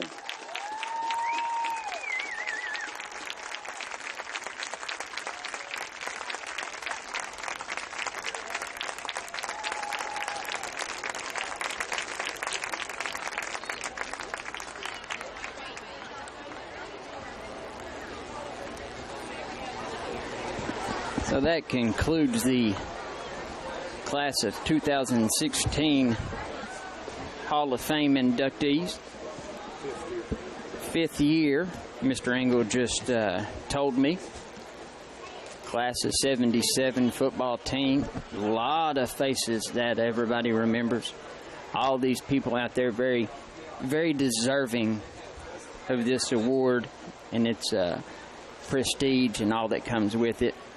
It's a wonderful thing that Pineville's doing, honoring all these former athletes, modern-era athletes, distinguished alumni, honorary inductees, legendary athletes, school professionals. We're a small school, so we have to, Pineville has to honor those that we can and keep this tradition going, and I commend those that do that. We're going to take a quick break here, and we'll be back right after this. You're watching Hometown TV's Game of the Week. Did you know People's Choice Pharmacy offers you the lowest prices on all prescriptions and as well as all your over-the-counter medications? It's true. And since you'll pay the same copay for your medications no matter where you go, why not experience the friendliness, the professionalism, and the speed of service you only get at People's Choice Pharmacy? See why our customers tell their friends about People's Choice Pharmacy. Open 6 days a week. People's Choice Pharmacy, caring for you and about you. State Representative Rick Nelson taught school for over 29 years, so he knows the value of a good education. He also knows how important modern-day technology is to our students in the classroom. That's why Representative Rick Nelson is proud to have brought the Data Scene program to our area schools. The Data program provides modern computers for the students to use. Thanks to Rick Nelson, our 3 area schools have qualified for almost 2,000 computers. State Representative Rick Nelson. He's full-time and all the time for us. Paid for by Rick. Welcome back. It's halftime. As you can see here, the Yellow Jackets, Mountain Lions coming back on the field. We'd just like to take this time here at Hometown TV to give a very big special thanks to all of our sponsors. That's Polancho's for sponsoring the pregame, postgame show. One of the finest Mexican restaurants you can eat at in Bell County. I'd also like to thank Mr. Rick Nelson. He, what a guy Rick Nelson is. He's used to do what I do, used to be the voice of the Bobcats for the longest time. If you live in Bell County or Harlan County and you don't know Rick Nelson, you've obviously been hiding under a rock somewhere. State Representative Rick Nelson. Yeah, so what is it, 16 years is... Well, I don't know. He's been at it a while. He does a good job. He does. He's running a close race right now, and I know Mr. Nelson. I'll give him my support. I like Rick. I think he's done a great job for this area and this region, and I'd just like to say, Rick, if you're watching, you're listening, whatever you're doing, thank you for the timeless effort that you've put into representing Bell County and Harlan County all these years, and hopefully you'll come out after November victorious again. And then also there's John's Tire Discount. They sponsor our first downs and touchdowns. Without John's Tire, part of this wouldn't even be possible. John's Tire Discount has been with us for years. They have brought you the John's Tire Discount Game of the Week last year. They brought you the first downs and touchdowns. It's just John's Tire Discount. We just really thank you guys for everything that you do for the community and for your sponsorship. And there's the ARH Federal Credit Union right there in Middlesboro. Go by and see them for all your banking needs. They'll take care of you. Douglas Law Firm. Mr. Douglas, I know him personally. He's a fine graduate of Bell High, left Bell County, come back, runs a fine law firm here. Also, then we've got Justin Mays, State Farm Insurance.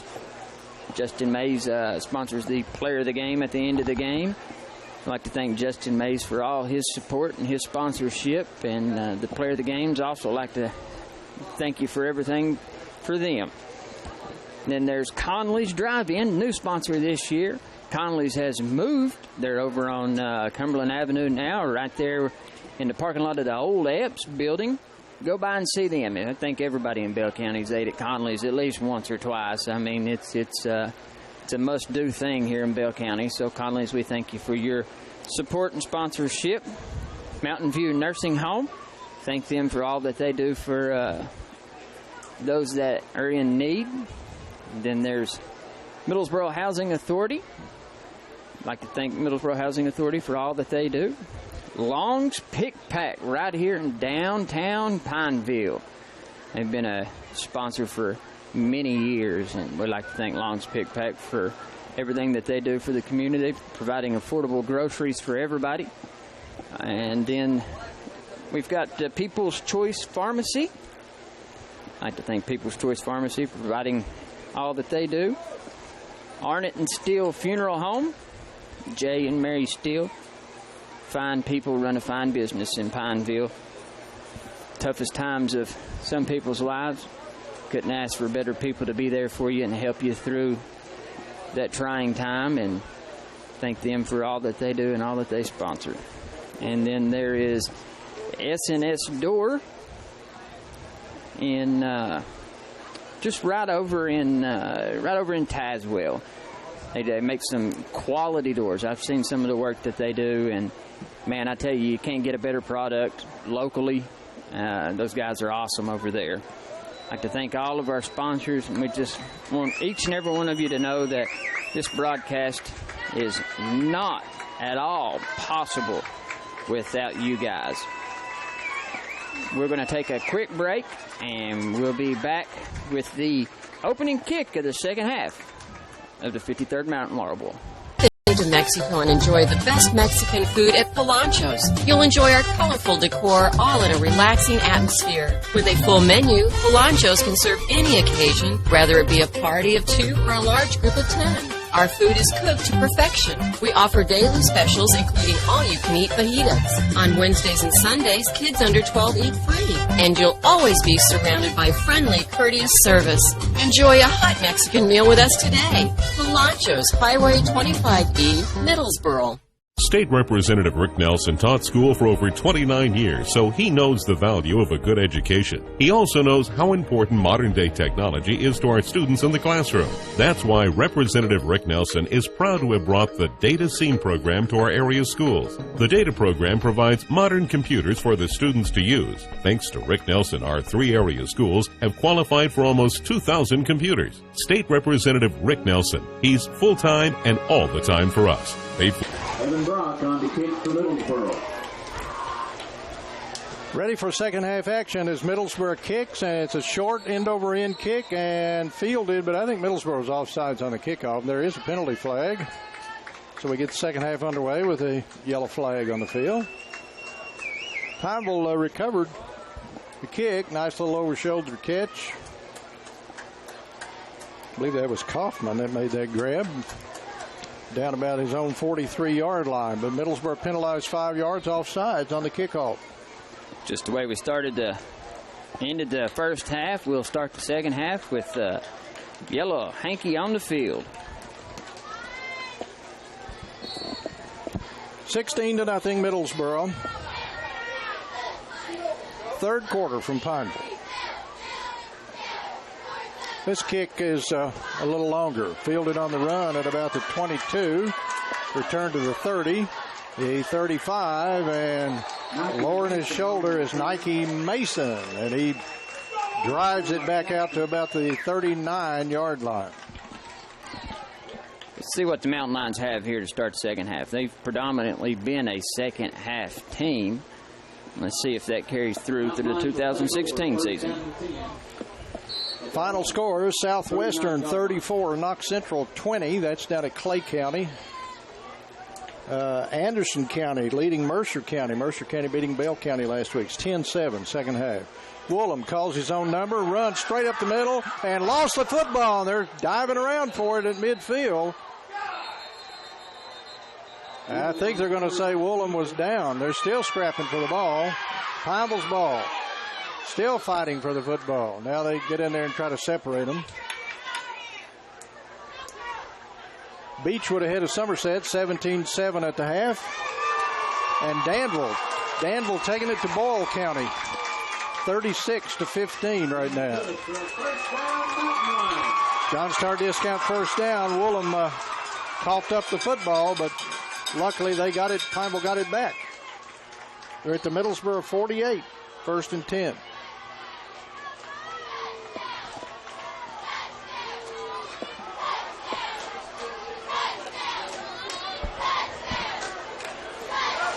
Woolham again. Trapped at the 44. And here comes another flag and another flag. And flags on the flag. Flags on another flag. You throw a flag, I'll throw one on top of yours. That seems to be the way things are going here. Pineville pointing at Middlesboro.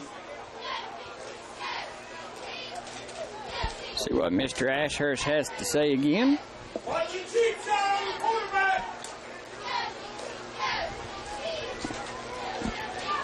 Good ball. Number 14 for the defense. Personal foul. 15 yards. 15 yards against Middlesboro. Another first down for Pineville. John's Tire Discount. This one via the penalty.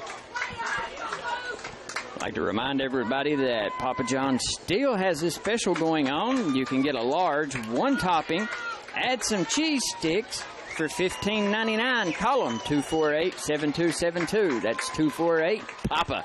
Special of the night. Quickly to the Middlesboro 29-yard line.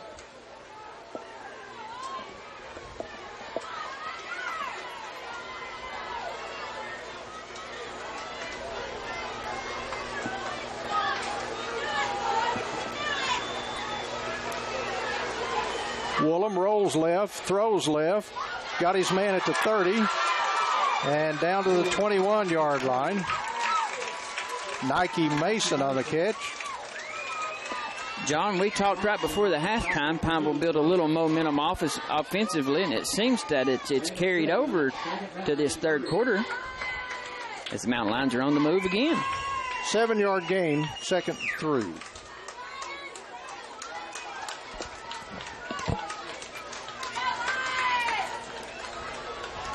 Woolham calls his own number, runs through a big hole, and he's got another first down. To the 14-yard line. That'll be a John's Tire Discount first down. As Tucker Woolham picks up 8 yards to the Middlesboro 14.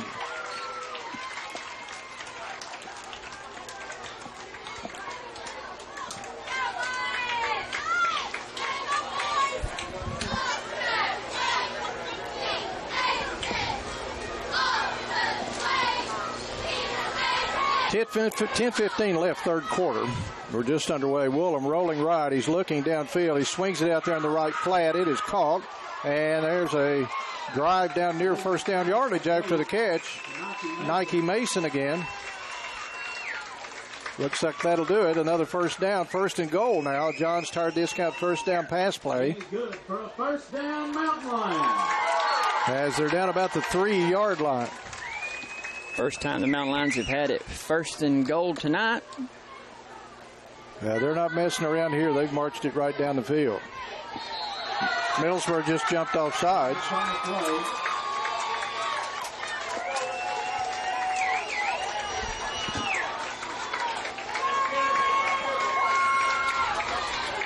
Kickoff, number 15, 110.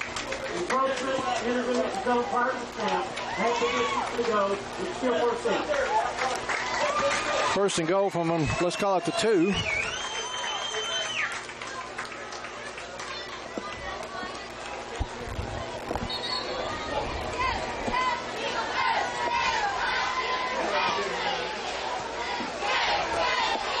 It's more of a power set this time now with Woolham up under center. And he rolls right. He wants to throw, and he's going to keep it, and he's knocked out of bounds. I don't think he made it. He dived for the pylon. He's just short. Woolham on the keeper. Looks like the referee's foot, right foot, you can see there is right on the pylon. Yeah, he just missed it. Second down and goal for the Mountain Lions. Looks like about a foot. It doesn't look like it's inside a yard. It's very close to the goal line.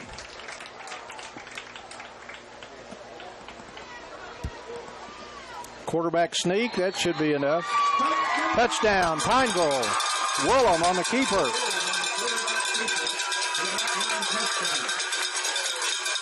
John's Tire Discount quarterback sneak touchdown for Pineville on the opening drive of the second half.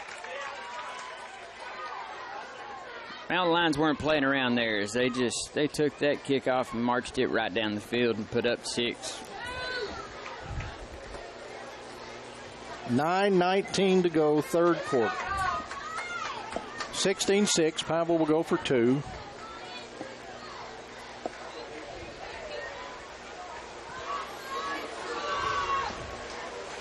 Woolham drops back in the shotgun. This is a big play. They cut it to a one-possession game right here if Pineville converts this 2-point try. Woolham's got it, rolls right. Sprints out to the side, Opson pits out, and what's the signal? Good.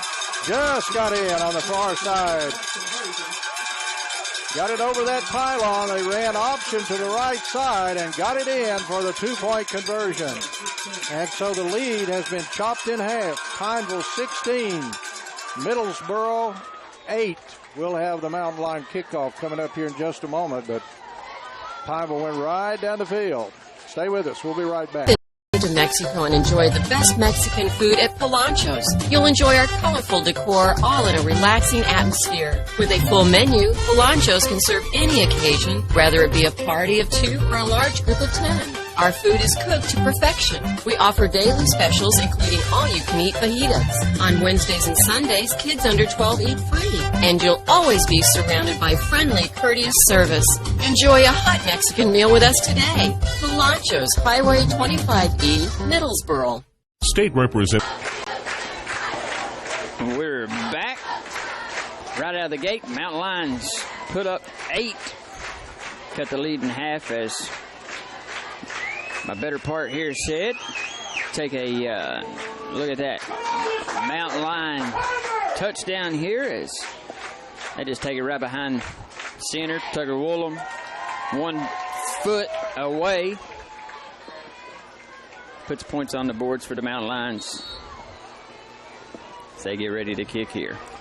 Well, let's see if the Middlesboro offense has an answer. Ball scooted along on the ground, headed to the sideline, and gets out of bounds. So Pineville's kickoff goes out of bounds.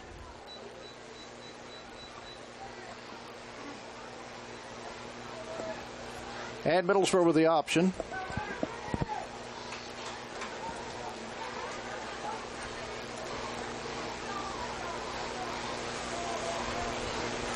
And I think they're going to make them re-kick. It's most teams usually take the ball and the penalty right there, don't they? 35-yard line, but Middlesboro electing to have the Mountain Lions re-kick the ball. That's Middlesboro's option. Kickoff goes out of bounds. You can either take it up at the 35 or penalize the kicking team and make them do it again. Middlesboro has some dangerous deep people back there. They've got some guys that can really scoot, so perhaps that's a big part of their game. They want to give them a chance to run it. Here's the kick. This is bouncing along on the ground, takes a big hop. It's tipped to one of those deep backs who turns it upfield. Now he's got some running room, but he's yanked down at the 44-yard line. On the return, no Collins on the stop to the mountain line. Yellow Jackets will take over 1st and 10 from their 44-yard line. Well, Anthony Jackson was about one man away from going a long way down the field, and fortunately for Pineville, they got him and yanked him down before he could get to the outside. So Middlesboro from their own 44. Their lead is now 8 points, 16-8. So we'll see how Pineville has adjusted defensively. Got a 4-man front. Middlesboro sticks with the running game. Pineville ate it up. McWilliams thrown for a loss.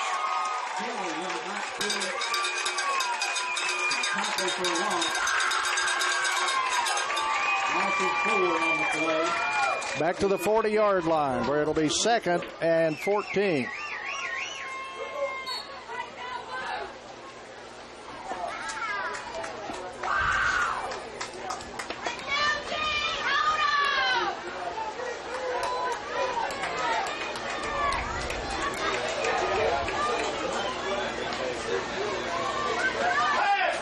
Play action, pass, upfield, caught. They get it out to midfield. Pardon me, and here's a flag thrown in the secondary. Middlesboro's got a cramp, it appears.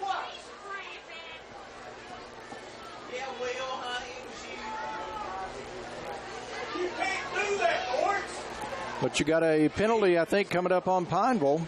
It was a very late flag. I think the popular call tonight, one of them has been hitting a defenseless player.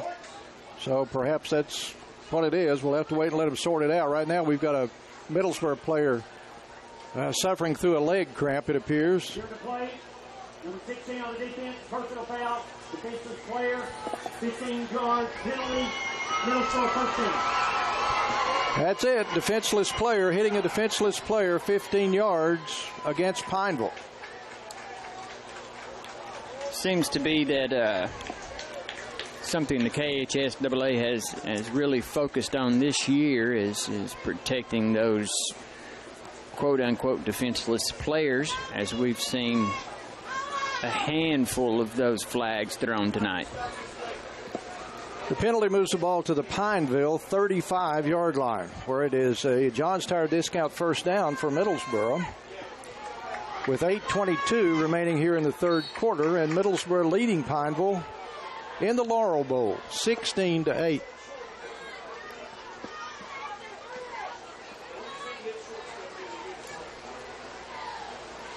Ellison calls his own number, and it's not going anywhere. Ellison on the keeper. Joe Collett. Had nowhere to run there. Collett on the tackle for Pineville. Second down and 11. Well, they've had some success up the middle, but that's one thing so far Pineville seems to have taken away here in the early stages of the second half. That running game up the middle has not been very effective for Middlesboro so far.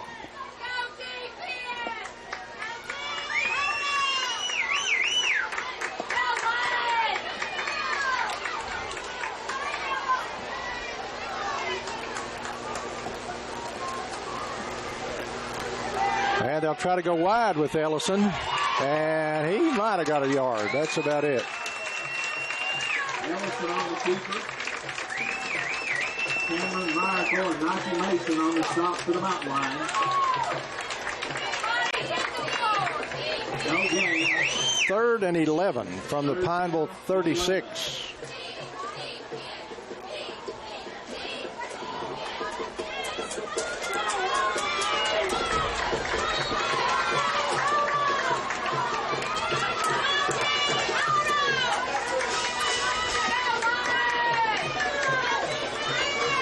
3 receivers out to the right side. Ellison's got it. He's in trouble, and he throws it away, and we're going to have a horse collar, I think, on Pineville. 2 flags come flying in there as they yanked the quarterback down, got him by the back, pulled him down. It is a horse collar against Pineville.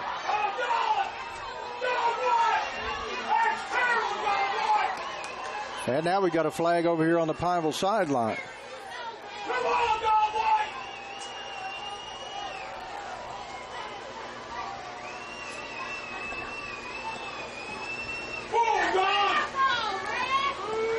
So penalties coming up. It was a 3rd and 11. They stopped the play. Pineville did a great job attacking and stopping the play, but it appears they're going to be guilty of a horse collar, which is going to give Middlesboro another penalty, a penalty against Pineville that will give them another first down.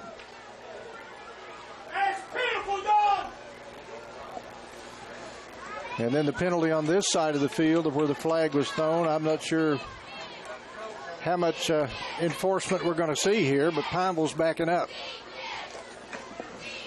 With the play number 15, horse collar, 15-yard penalty. Dead ball, 640. With the sideline, Pineville, 15 yards. 15 for the horse collar, 15 for unsportsmanlike against Pineville. The Mountain Lions not helping themselves here. Whether it was a good call or not is beside the point. Pineville going to have to cool it a little bit. They're really hurting themselves with these penalties. 30 yards is a big first down for the Yellow Jackets as yellow flags give John's Tire discount first down for the Yellow Jackets. They're all the way down at the 11-yard line.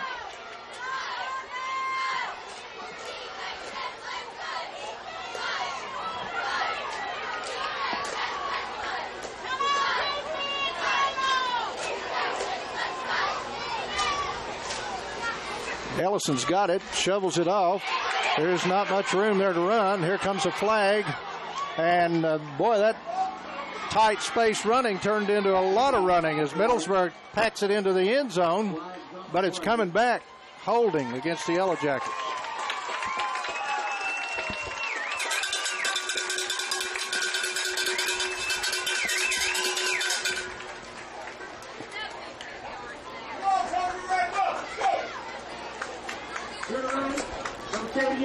On the offense, hold, pull out 10 yards from the spot. So a 10-yard penalty from the spot of the hold. And Middlesboro retreats.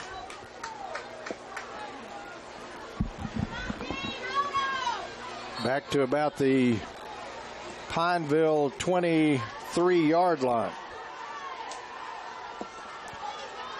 6:23 on the clock, third quarter. McWilliams the quarterback Ellison took it back, picked up pretty good yardage down through there. It was pretty nifty ball handling, the little read option, and he's all the way down to the 15-yard line.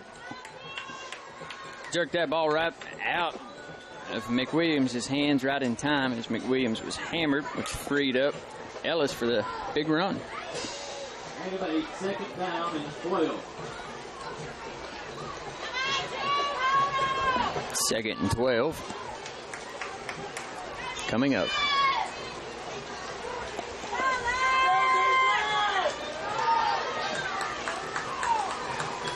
Ellison looks to throw, now guns it upfield and incomplete. Missed his intended receiver. He had a man wide open down about the 7-yard line. Ellison's pass intended for Helton. Ball's incomplete. Trying to get it to Brandon Helton, who was open, but the pass sailed behind him. So now it's third down and 12, Middlesboro.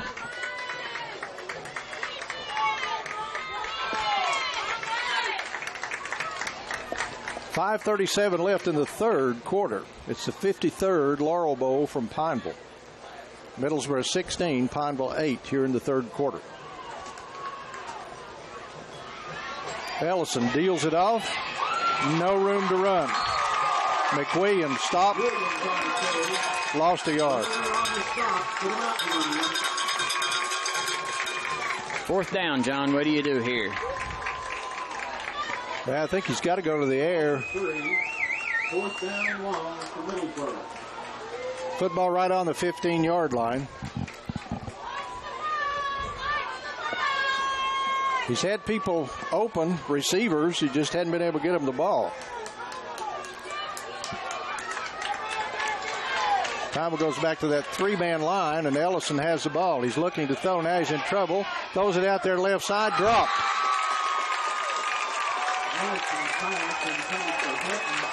It was Helton again, and he was open again.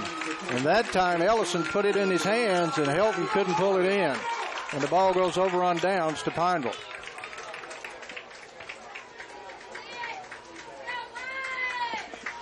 Mountain Line offense comes back out for the second time in the second half.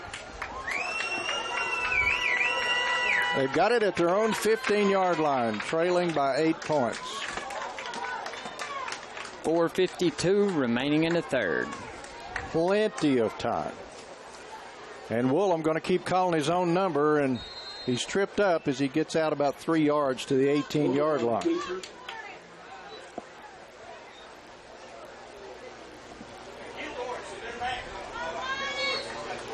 Hurts on the tackle for Middlesboro. Gain of 3, 2nd down and 7. 2nd and 7 for the Mountain Lions coming up.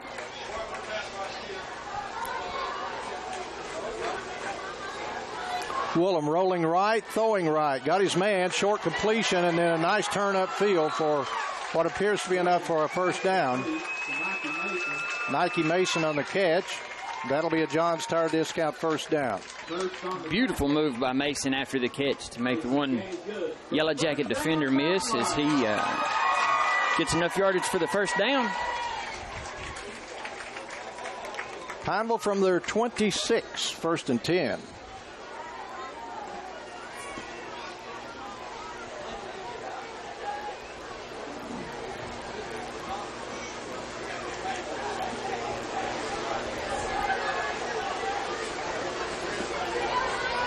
Woolham rolling left this time, throwing left out here in the left flat, caught by Mason over here, and he's upended at the 35. Picked up about 9. They're giving him a big cushion out in the flat over against those sidelines. So just a little pitch and catch for the Mountain Lions, and they're clicking along here. I don't think a pitch and a catch is a problem at all for Tucker. 2nd and 2 from the 35. Calls his own number and drags a man for what appears to be a first down up near the 39-yard line. John's Tire Discount first down carry, Tucker Woolham. On a very fluid offensive momentum right now as they completing passes, moving the ball.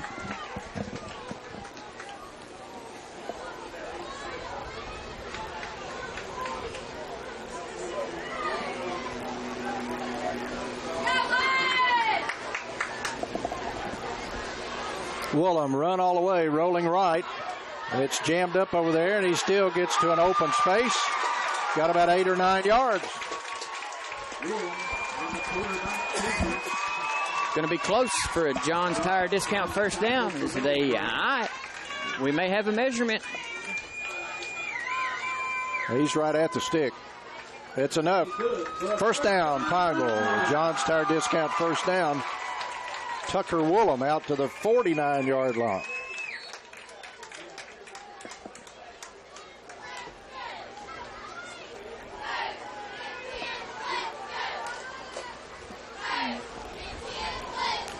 .212 third quarter, 16-8 Middlesboro. Woolham rolling left, throws it over here to the sideline. Mason dropped it. Woolham's pass intended for Mason. Ball incomplete. Brings up second down. Anthony Jackson on the coverage over here for Middlesboro, but Mason's got about an 8-yard cushion over here.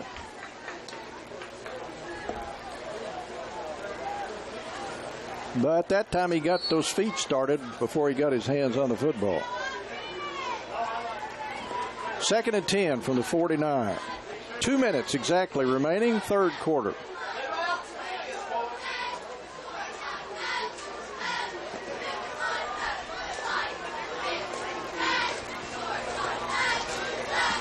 Woolham on a keeper, rolls left, got some running room, pulled down from behind as he crosses midfield.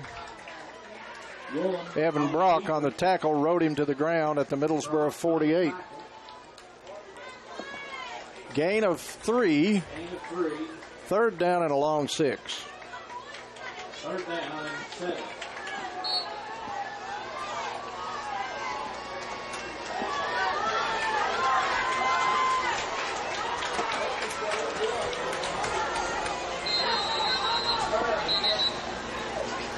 We've got a timeout taken by Middlesboro. 1:24 left, third quarter, 16-8 Yellow Jackets. Timeout. This is the high school game of the week. Need to replace the doors in your home or business? Come see us at S&S Stores of Tazewell. From interior to exterior, S&S Stores can do the entire job. From customization design to expert installation, we're stocked with your choice of metal, fiberglass, or solid wood doors, plus 3/4 oval solid wood built to specification. We also carry Callan interior exterior locks with 17 years of experience. We do the job right the first time. S&S Stores of Tazewell, Tennessee. Your door to real savings. 2. Well, Middlesboro using a timeout, and I'm guessing that they're going to tighten up their coverage on these wide-out receivers for Pineville, especially Nike Mason, who's been picking up 8 and 9 yards every time that they swinging the ball out in the flat. He'd easily pick up a first down with that kind of success on this upcoming play. It's third down and a long 6 from the mountain line. They've been giving him a big cushion, like you said, 8-yard cushion. Yeah, it's automatic 7-8 yards because by the time he catches it, they close on him. He's already got 5 to 8 yards every time. So we'll see if Middlesboro tightens up their coverage on him. Now they've moved Mason out. Now he's the widest of 3 receivers out on the right side. They have Lefevre split out to the left side. That's the short side of the field. Adams on the right side also. Inside receiver. Well, they didn't tighten up that coverage much. Woolham calls his own number and runs for open yardage to the 40. That'll be a first down. Woolham on the carry. McWilliams on the tackle. John's Tire Discount first down. Tucker Woolham using his legs to the 40.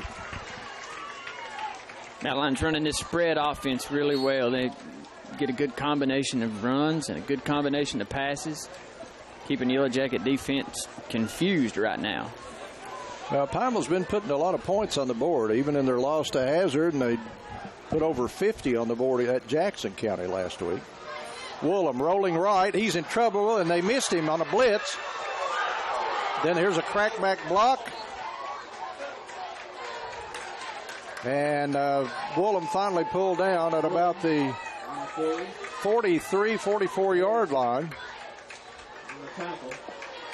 That's a loss of yardage, about 4 yards, but they had him for more than that on a blitz and just flat out missed him in the backfield. Second down.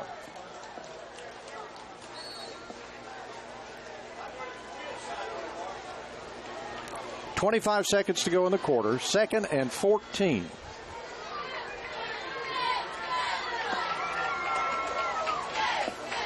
Woolham wants to throw, swings it out here left side, got his man. One man missed him, but the second just tripped him up. Flag on the play. Nike Mason down to the 38, and now we've got a flag holding Pineville.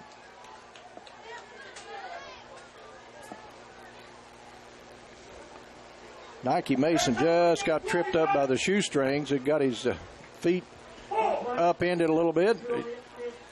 Gain of 6 on the play, but holding against the Mountain Lions will cost them 10 yards.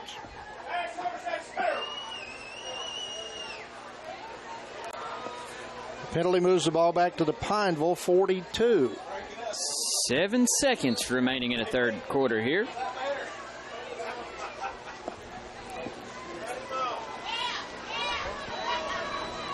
Well, time has run out in the quarter. So that'll be the end of the third quarter.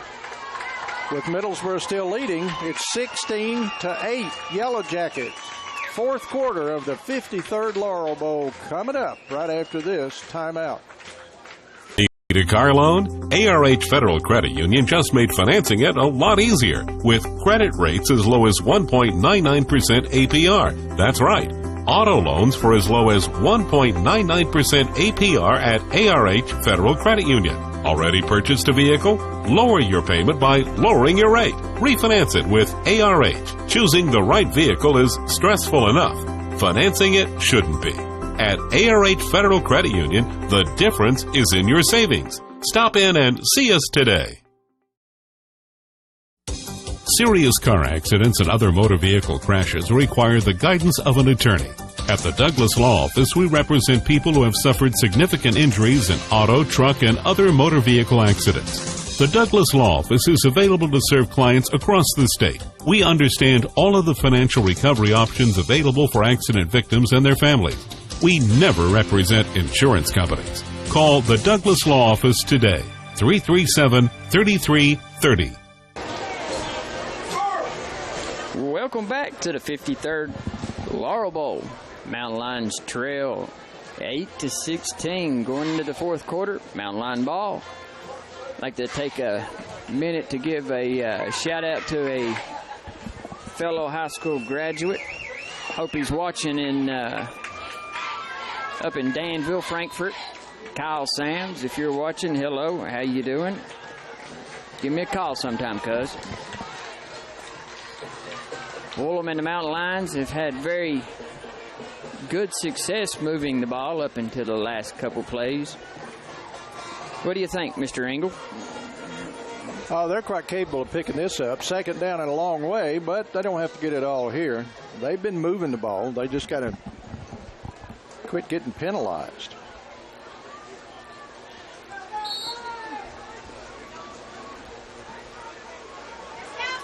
First play, fourth quarter. A lot of time. 16-8 Middlesboro. Woolham drops, wants to throw.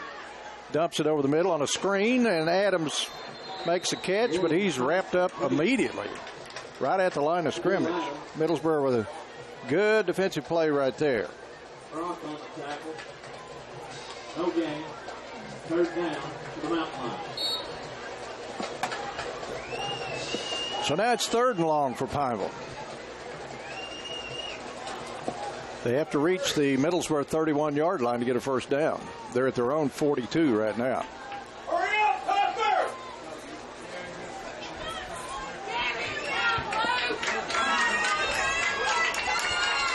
Woolham rolling right, wants to throw. Lets it go long down the middle of the field, and it is incomplete.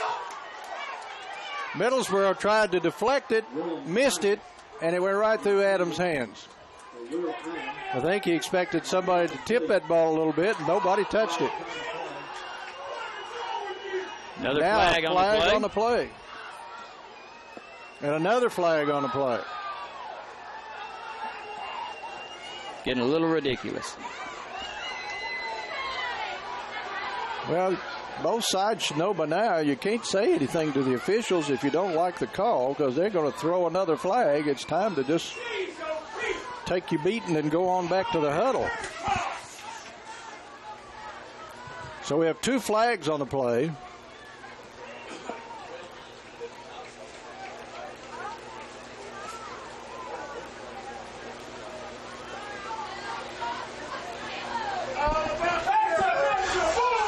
They've thrown four out of the game. There's another flag. He may be gone for a while. We got this ball into the play. Number 4 and 40. Now a bottle's thrown on the field. Another flag's thrown on the field.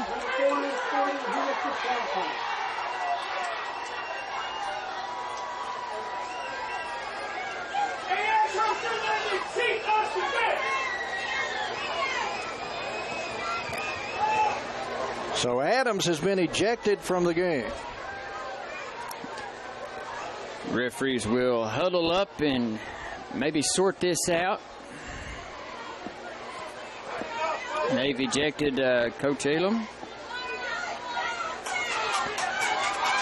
So dead ball, number 40 on number 4, his third, he is disqualified. We got a dead ball on the head coach, unsporting, his second, he's disqualified. Well, they've thrown Coach Elam out as well.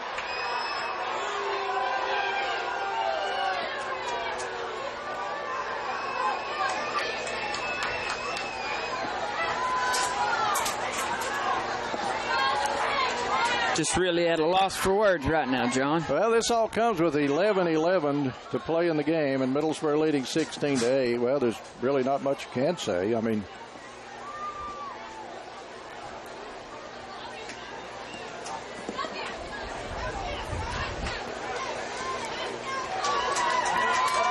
penalties called, and then player says something, he's gone, and the coach apparently said something, he's gone. So I mean, you just gotta go. Those guys are out there to administer the game. We don't really have much choice other than to go by what they have to say and what they have to do. Looks like the ball's going to be spotted all the way down on the mountain line, 4-yard line. All the dead ball and sporting were after the play. It was 4th down. It is Pineville's ball. 1st and 10 from the 3-yard line. So Pineville's ball, after all the penalties, they're going to have it back. Well, they're still walking. Hang on. Oh, my goodness. He said to 3. From their own 3-yard line.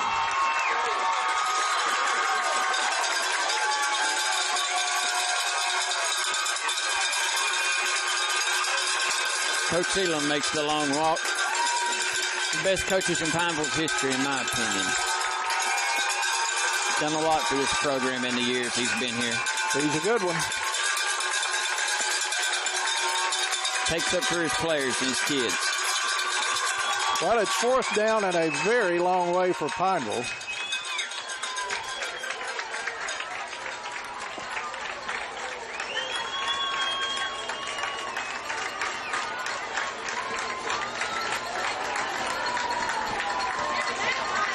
I wonder if they're going to give the players a couple minutes to warm up after this big break.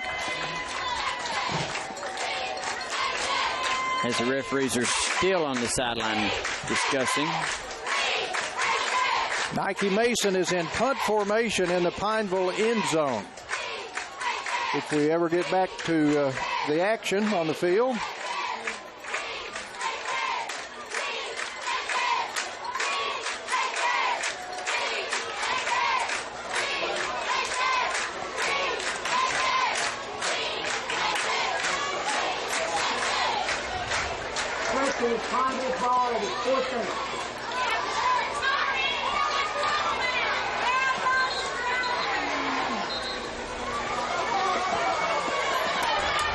So Mason will have to punt from his own end zone. And Jackson is deep for Middlesboro, but he's at the Pineville 35. Well, let's hope things have calmed down so we can get this game in the books here. Get the Laurel Bowl wrapped up. You know, I'm not taking anybody's side in this thing, but most folks regard this crew as a pretty good officiating crew. Now, I can't tell you that their calls have been good or bad or indifferent, but I'm just saying, if somebody said this is who you got officiating, most folks in the region would say, well, that's a pretty good crew.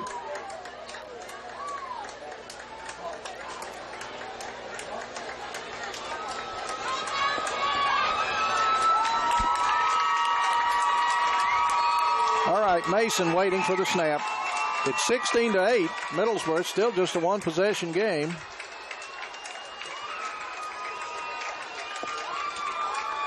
Snap is a little low, but he gets the kick away. And it's going to take a big upwards bounce and rolled dead at about the 29-yard line.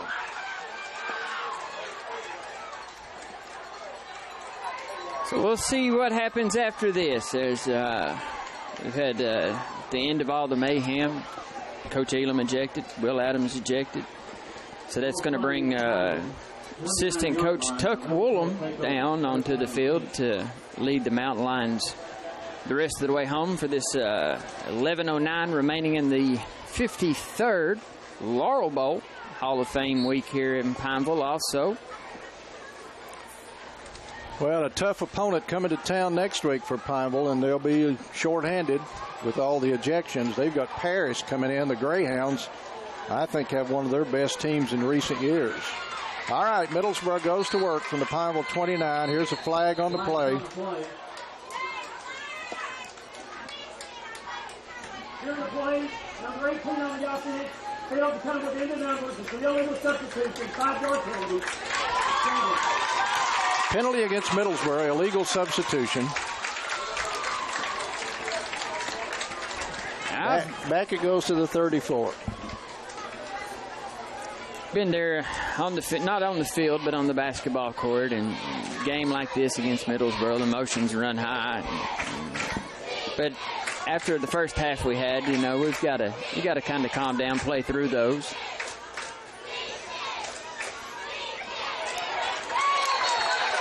Ellison hands it off. There's nothing there for McWilliams. No gain, right at the 34. About 10:52 on the clock. Middlesboro leading 16-8.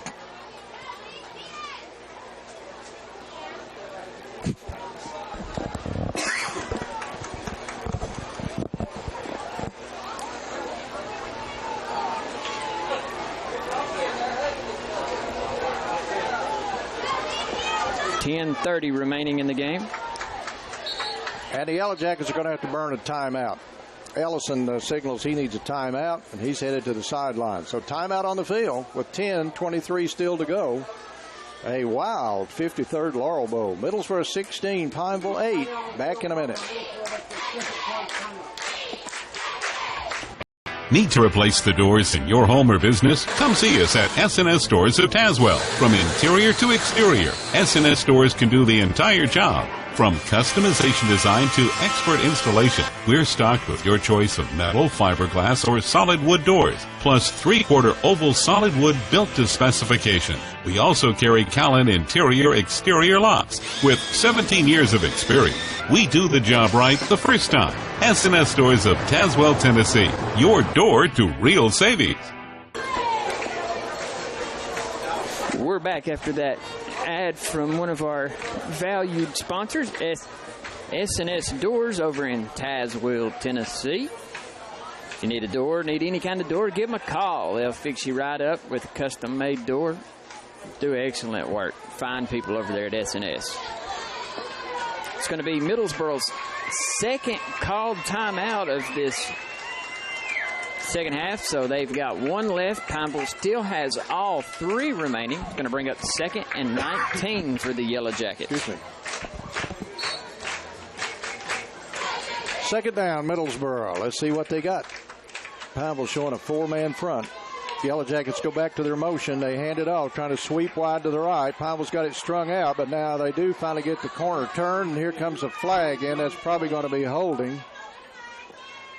As Jackson trying to get it turned upfield, finally did, but we do have a flag on the play.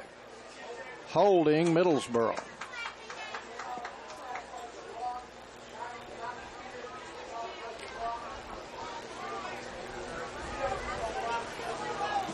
Here's the ref, number 78 on the offense. Hold.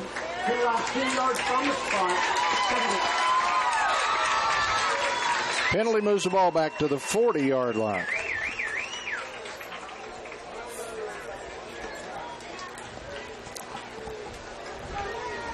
So Middlesboro going the wrong way on this drive that started down at the Pineville 29 after the Mountain Lions were forced to punt out of their own end zone. Middlesboro now back out at the Pineville 40. There's the motion. Ellison wants to throw, looks, guns it, too low, incomplete. Down at the 31-yard line. Helton, the intended receiver, tried to run a little slant in, and Ellison just nosedived it into the ground. So it's 3rd and long. And virtually no time has gone off the clock since Middlesboro took possession at the 29. We still have 10-12 to go in the game. 16-8, Middlesboro continues to lead. They led 16-0 at halftime.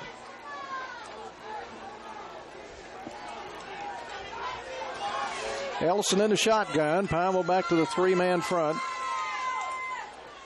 Ellison takes it, calls his own number, and runs into a tackle at the 39 after a 1-yard gain.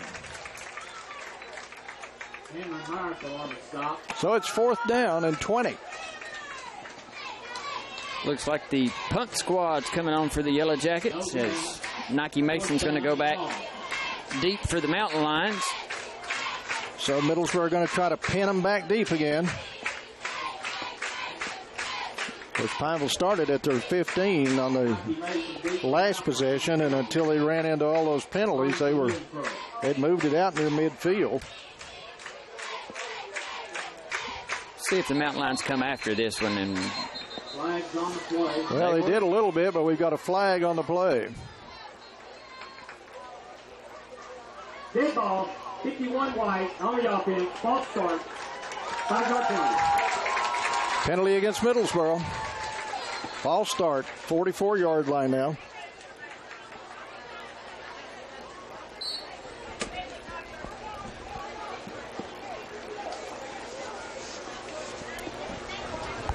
I'd like to remind everybody to stay tuned after the game for the presentation of the Laurel Bowl Trophy and awards. And our Justin Mays player of the game. Pineville came after it. It's a short punt. And the Mountain Lions have it. Now here come flags again all over the place as Pineville returns it near midfield.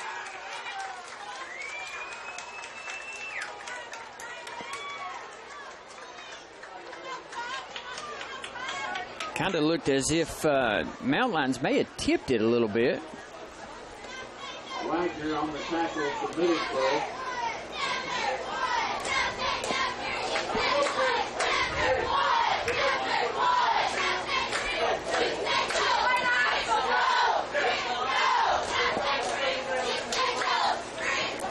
Just heard somebody say that they're all right. They just got to keep their composure, and that's some sound advice right now for the Mountain Lions. They've got lots of time left on the clock. Good field position. 9:24 remaining.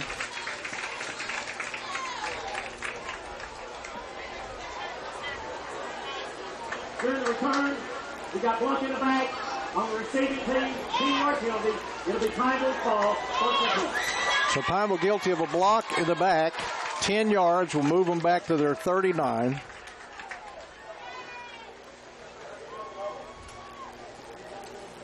And it's first down. Well, let's call it the 40. It's squarely on the 40.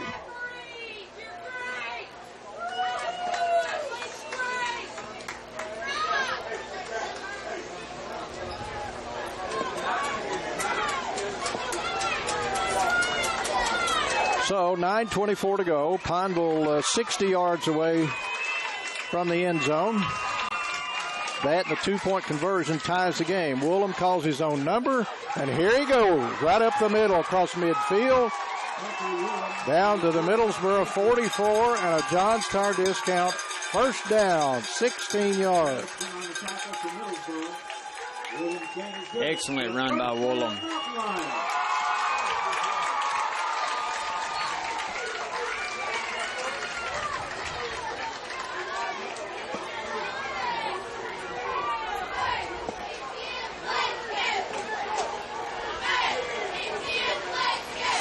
Woolham hands it off this time, and plowing his way in there off the left side was Lawrence Simpson, who gets it down near the 41.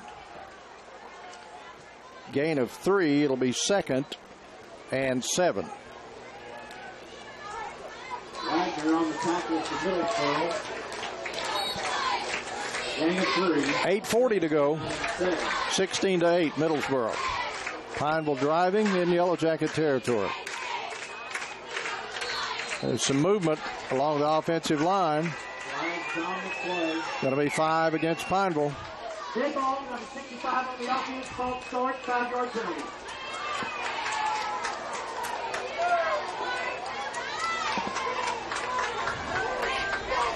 Backs him up to the 46-yard line. Still second down. Now it's 2nd and 12.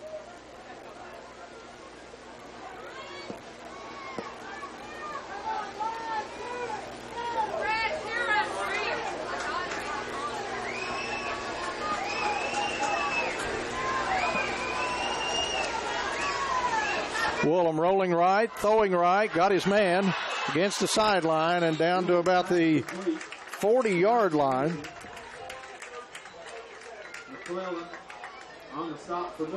Mason on the grab, and it's 3rd down at about 6.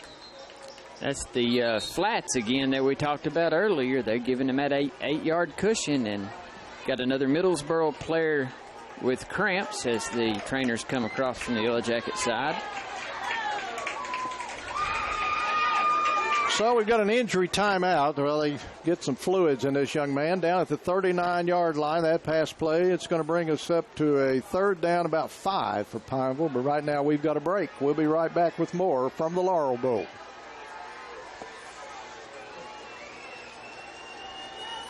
Mountain View Nursing and Rehabilitation Center is an ideal solution for long-time, short-time, or respite care needs. We offer 24-hour nursing, medical, physical therapy, also occupational and speech therapy. Mountain View Nursing and Rehabilitation Center also offers a wide range of activities for our residents with quality care in a home-like environment. Stop in and visit our warm and compassionate staff and see why we should be your first and only choice. Mountain View Nursing and Rehabilitation Center, Highway 25E, Pineville. In the heart of a song, on the wings of a smile, in the touch of a teardrop, in a look that is caught at a moment in time, in the echoes of laughter, I'll remember you. Arnett and Steele Funeral Home and Cremation Center, Pineville, Kentucky. Final. Welcome back. 4th quarter action in the 53rd Laurel Bowl. 7:55 remaining. John, what was that update on that score just then? Beechwood 17-7 over Somerset, a final. Mercer County leads Anderson County 27-17 as Mercer County's come all the way back to take the lead in that one. Mercer County beat Bell County last week. Woolham calls his own number again, gets to the sideline, and then gets banged out of bounds. And a late flag comes flying in.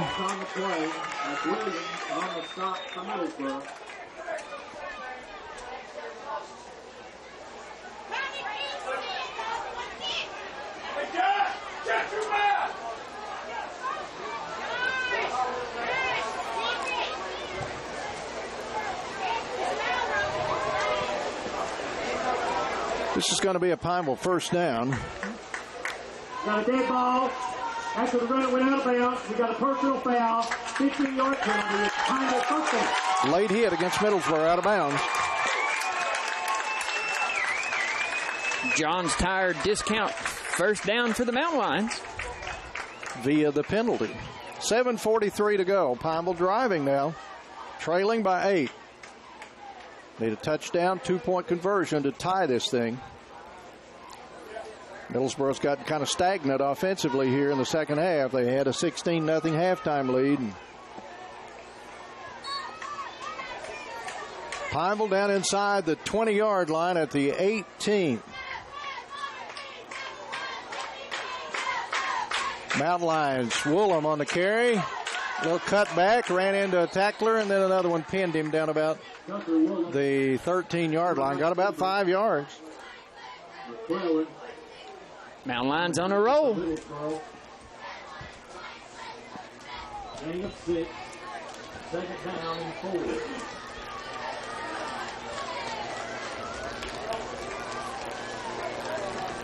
4. Ball on the right hash mark.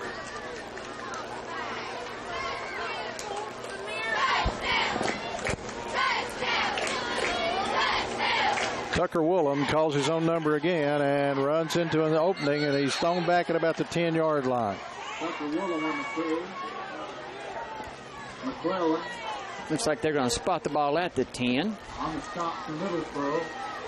Going to be third down and a couple for the Mountain Lions at the Middlesboro 10. Certainly they're in 4-down territory here, though.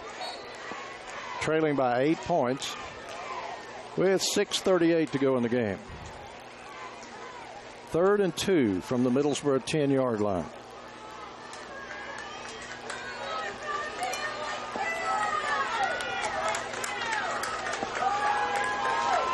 Woolham rolls right. He's looking in the end zone, getting some heat. Now reverses. Got some running room the other way, but he's going to throw it for the end zone. Wide open. And no good. Nike Mason. Falls incomplete. Brings up 4th down and 2 for the Mountain Lions. So it's 4th down. Almost got him in the back corner of the end zone. So the Mountain Lions facing a 4th and 2 from the Middlesboro 10-yard line. 4th and 2. Whoa, boy. 6:13 to play. 3 timeouts for the Mountain Lions left. Trailing by 8 points. Shotgun again. Spread offense. 3 wideouts to the left. What do you say, Woolham on a keeper? That's what I'm calling. He's rolling left. He's looking, and he's in trouble. And he tries to throw it away, and it's intercepted by Middlesboro. Oh, my goodness, what an interception that was by the Yellow Jackets. And they've come away with the football.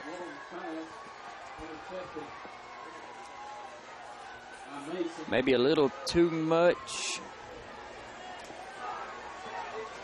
Well, that was great penetration by Middlesboro up front. They really put a lot of heat on Tucker Woolham. As he was just about to go to the ground, he dumped it out on the left side. He had to get rid of it.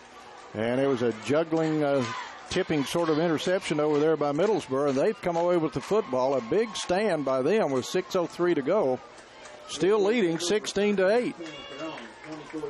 This Mountain Lion defense has held pretty good, though, this second half. No, Middlesboro's really struggled to move the ball.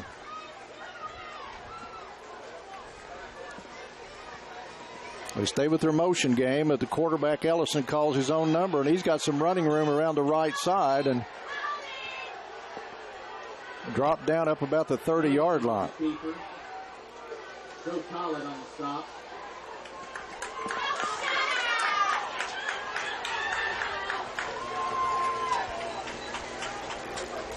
And with 5. Second down, 5. Second and 5, Middlesboro from their own 30. Play ended up out of bounds, so they have stopped the clock for the moment.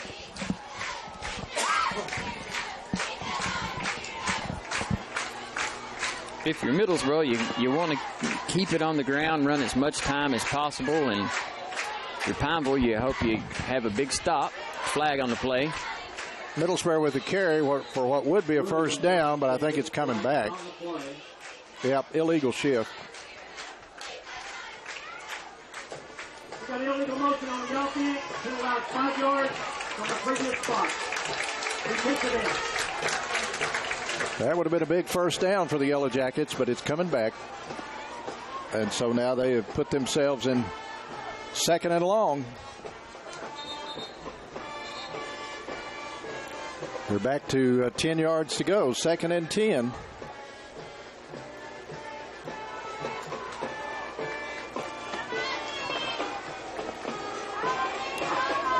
I'd like to take this time to welcome all the listeners from the WRIL, the big one. Thank you for tuning in to Pineville and Middlesboro, 53rd Laurel Bowl.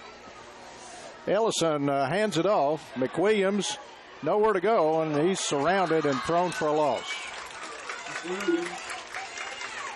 To give all those listeners the rundown here, we're in the 4th quarter of the Laurel Bowl. 5:20 remaining on the clock. Middlesboro leads 16-8. They have the ball currently driving right to left, but facing a 3rd and 12. Correct, John? 3rd and long for the Yellow Jackets. A penalty set them back again and hurt them. Been a penalty-plagued game against both teams. So the Yellow Jackets need 11 to keep the ball. Ellison calls his own number, and he runs it straight ahead, back out to the 30, but that's not going to be near enough for a first down. Going to bring up a punting situation for the Yellow Jackets again. Cameron Mark along the stop to the line. So it's 4th down. And that Pineville offense is going to get it back with 4.5 minutes to go. They came after the punter the last time and might have got a piece of it. It was a very short punt, setting Pineville up near midfield. And a snap kind of floated back there, but it's pulled down. The kick's away. It's caught at the 44. And that's all they're going. Mason is pulled down. Middlesboro played it very well. Hairston on the tackle. Pineville's ball at their own 45. And they've got 4:13 to go. Caroline's offense has had a lot of success in the second half, as they've been known as a second half team, as referee Mike Ashurst blows the official timeout for a helmet injury, for a helmet issue.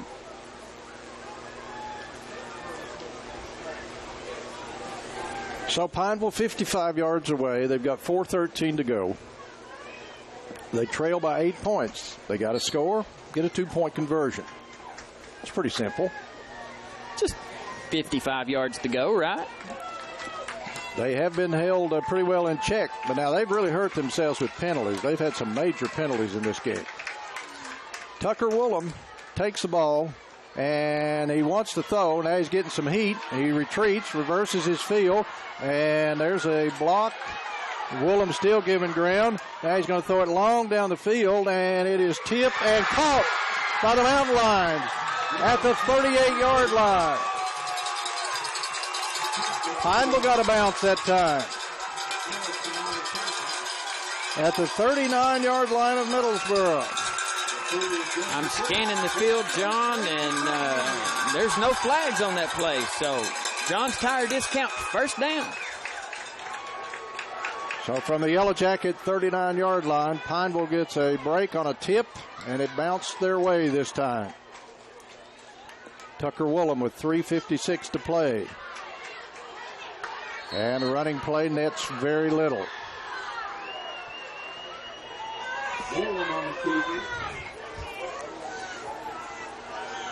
So Woolham thrown back at the 41. He lost 2. He's been very effective running and throwing the football here in the 53rd Laurel Bowl. 3:40 remaining in the game. Second down and 11. Woolham rolling left. Keeps it. Now he wants to option it. He does. Out on the left sideline. Down the field it goes. 35-30. Down inside the Middlesboro 20-yard line. Another John's Tire Discount first down. Pineville goes option left. And they crack off about 20 yards and a first down for the Mountain Lions. Big play for Woolham. He looked for the option first as they started rolling left. It wasn't there. He kept it, faked out the defender, and then made a good pitch. Very patient on that. They're inside the 20 at the Middlesboro 18-yard line. Trailing by 8 points with 3:23 to go. Woolham, quick pass out here right flat, juggled but caught for little or no gain. Josh Lawson on the grab for Pineville, but he's caught right at the line of scrimmage. As we get ready to go under the 3-minute mark remaining in the Laurel Bowl. Remind everybody that Pineville still has 3 timeouts to Middlesboro's 1.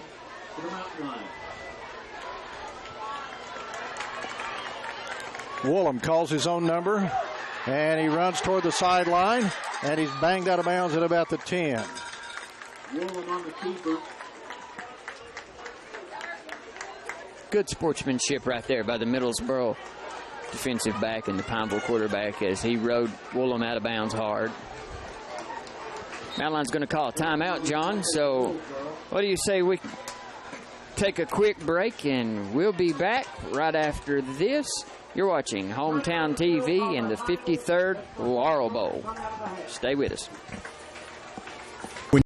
When you're looking for a place to live, what do you look for? Convenience, value, safe housing? Well, of course you do. The Housing Authority of Middlesboro. Affordable housing for you or your family. All the apartments have been modernized and they're energy efficient. Income-based rent, fair market rent, and flat rent. Whatever your situation is, the Housing Authority of Middlesboro provides safe, clean housing that is user-friendly in a neighborhood-type setting. Randy Earl invites everyone to look at the Housing Authority of Middlesboro. For more information, please call 606-248-6500. Safe and affordable housing that you can call home. The Housing Authority of Middlesboro.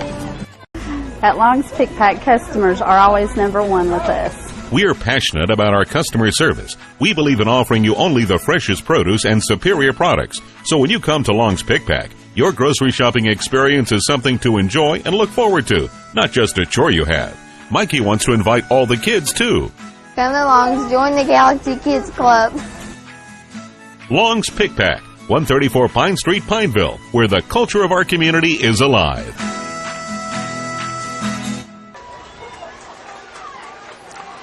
Third down and 2, Pineville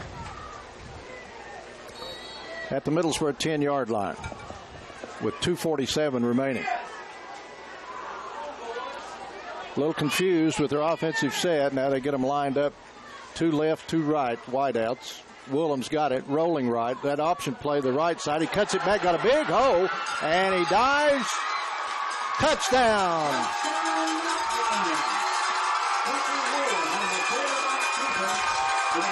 John's Tire Discount 10-yard run by Tucker Woolham with 2:41 to play. Makes it a 2-point game, 16-14. Here comes the big play.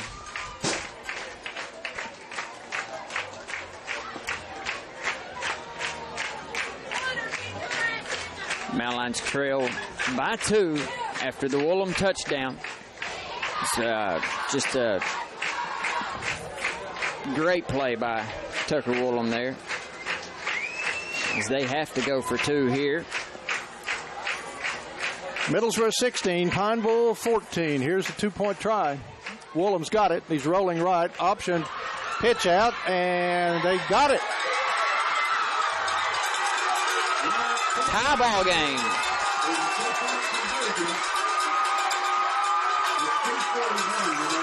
.241 remaining. 16-16. Pineville set to kick off to Middlesboro.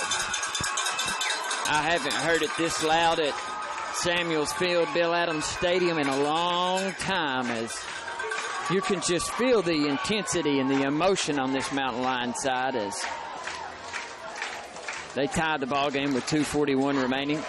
We're just going to keep it here, and we'll take a quick look at that touchdown by Tucker Woolham. Fakes the pitch, cuts it back, takes it in. Excellent read by a very, very, very experienced senior quarterback. Well, Middlesboro with those dangerous return men. Now Pineville's got to be careful here who they kick this football to. Absolutely. We saw that against Middlesboro as Bell County, Middlesboro returned to kick off there. They've got a lot of speed back there, those 3 guys. They've already run one back from 65 yards on a kickoff, so they do have some guys with some jets. Yeah, that is right. I completely forgot all about that.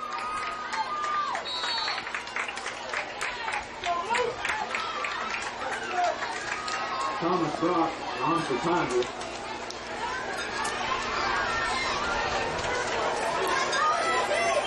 Did they surprise him with an onside kick? Surprised me. Surprised everybody. Well, they bounce it along on the ground, takes a big hop, and fielded by an upback who immediately goes to the ground at the 35-yard line. That's where the Yellow Jackets Brush, the freshman, Tanner Brush on that grab and immediately went to the ground.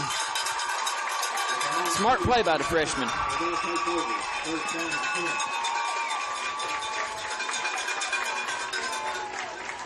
And we've got a timeout, it appears. Timeout on the field called by Pineville. That's their second short timeout of the half. So now Pineville has one timeout, as does Middlesboro.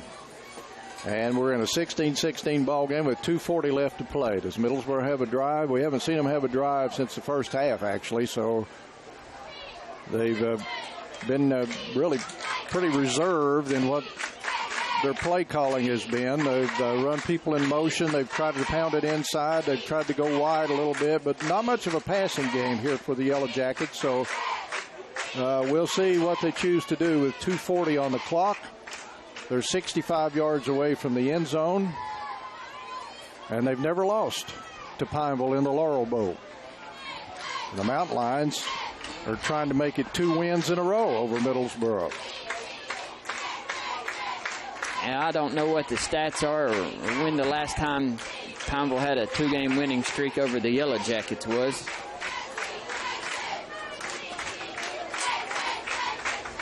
Just like to remind everybody that it is a tie ball game, 16-16. Middlesboro has the ball, 1st and 10, 2:40 on the clock. Ellison, the quarterback, he's back in the shotgun. Pineville showing a 4-man front again. Ellison's got it. He hands it off. And McWilliams reverses his field. Now he breaks loose. He's got a little running room. He's got some blocking. He's still running. Across the field he goes, but here comes a penalty flag back at the 45-yard line. McWilliams with a great broken field run. He got it all the way down into Pineville territory at the 45-yard line, but it's coming back at least part way.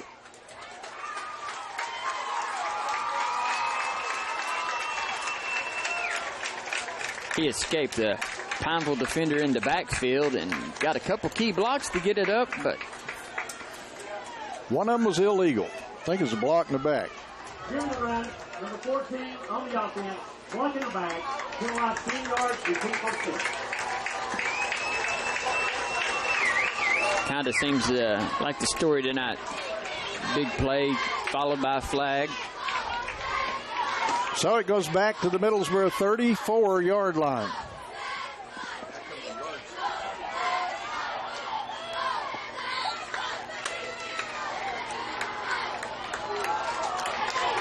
Still in the shotgun. It's 1st and 11.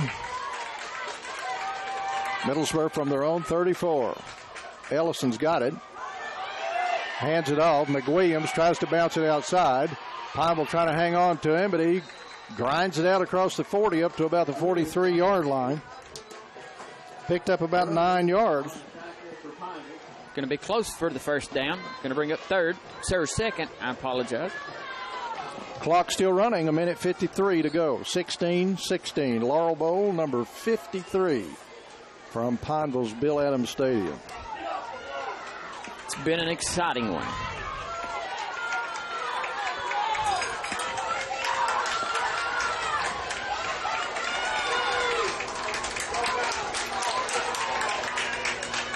Ellison juggles that thing. Then he keeps it himself, and he gets around the corner. Here's a flag. We got another hold. Ellison on the carry. Flags on the play. That was a big-time hold. And I'm not sure it was necessary. I agree with you there. It looked like the hold was away from the ball. Ellison cut it up to the inside. I think Ellison was already gone. Flag at the 47. So back we go inside the 40 to the 37.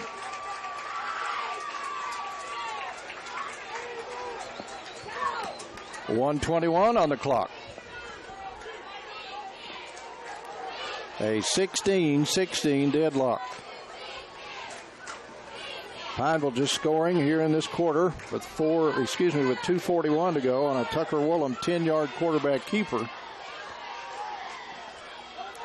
Ellison to McWilliams again. He reverses his field again.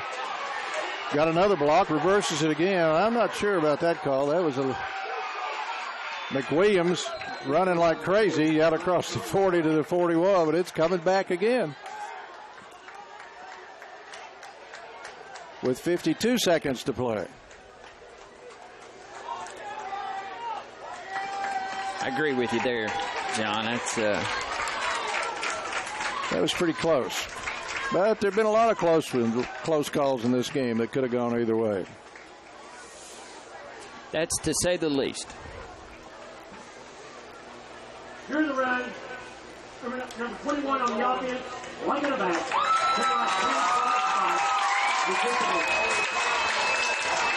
52 seconds. Middlesboro going the wrong way right now. Backing up. Another penalty. Got them back close to their own 20-yard line, 21-yard line. The clock is running. You take a chance here. You turn it over, you can get beat. Ellison wants to throw, and he throws it, and it is caught. There's a missed tackle. There's another missed tackle. There goes that speed burner down the right-hand sideline. Still running into Pineville territory and pushed out of bounds down near the 10-yard line.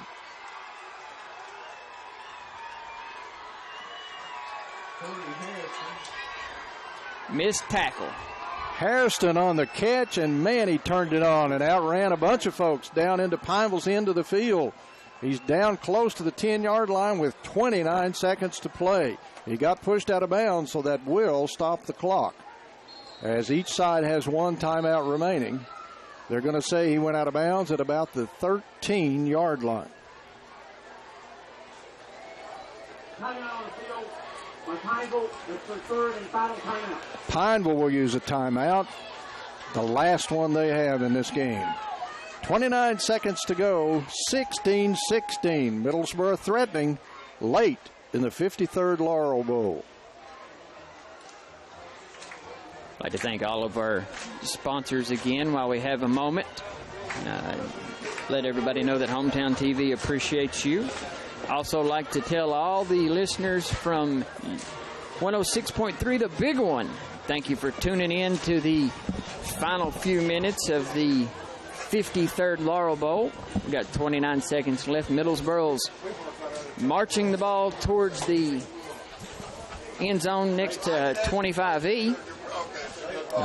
Big play by Middlesboro there as missed tackle by the Mountain Lions freed up one of the speedsters for the Yellow Jackets, and Nike Mason for the Mountain Lions pushed him out of bounds at the 13. He just turned the Jets on and just...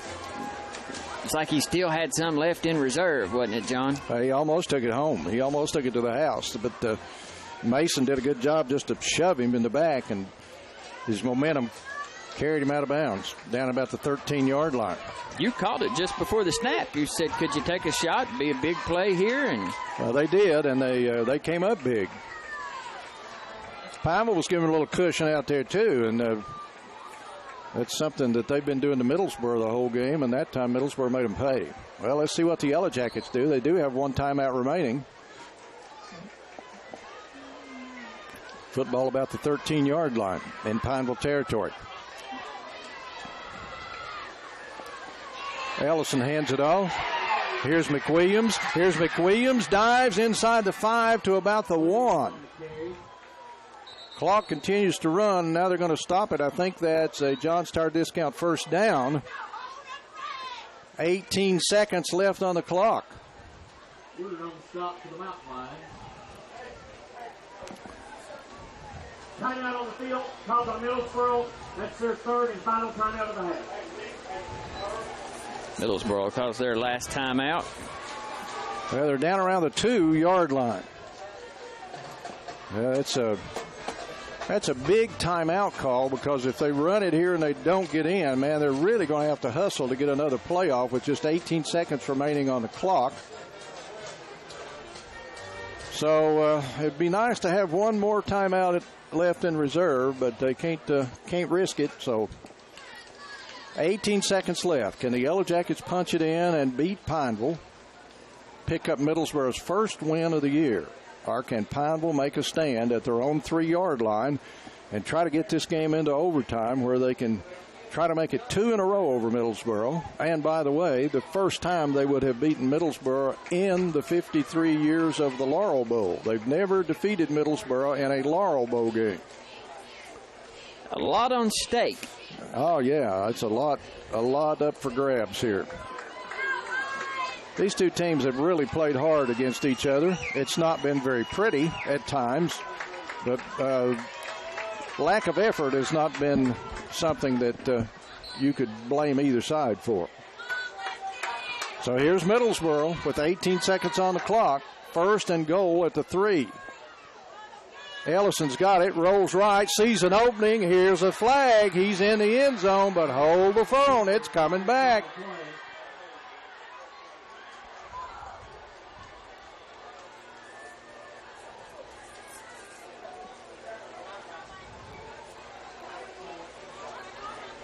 Holding Middlesboro. Oh, my goodness. Now that's a 10-yard penalty from the spot of the foul, correct? That's right. They got to get it to line of scrimmage, too. You're going to hold on number 78 on the offense, penalize 10 yards from the spot. And the clock will start on the spot of the ball. So 15 seconds remaining. They need to get up there. Long spot is a 14-yard line. No, it doesn't start, but nope. they do need to get up there.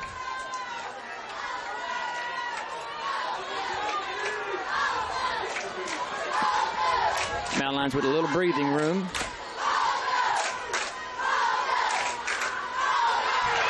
McWilliams trying to pick his way now. He tosses it back to Ellison. Ellison running around the left end, and he's going to score. Touchdown, Middlesboro. What a play. I don't know that it was designed that way, but hey, Middlesboro leads 22-16. Oh, my goodness, what a play. McWilliams bottled up, just turned around and handed it back to the quarterback. He goes around the left end and goes in for a touchdown. My goodness. 6 seconds left on the clock.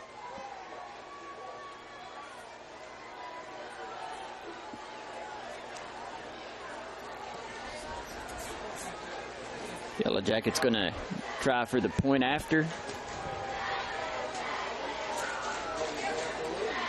Flag on the play. Of course. Illegal substitution on the offense, penalized 5 yards.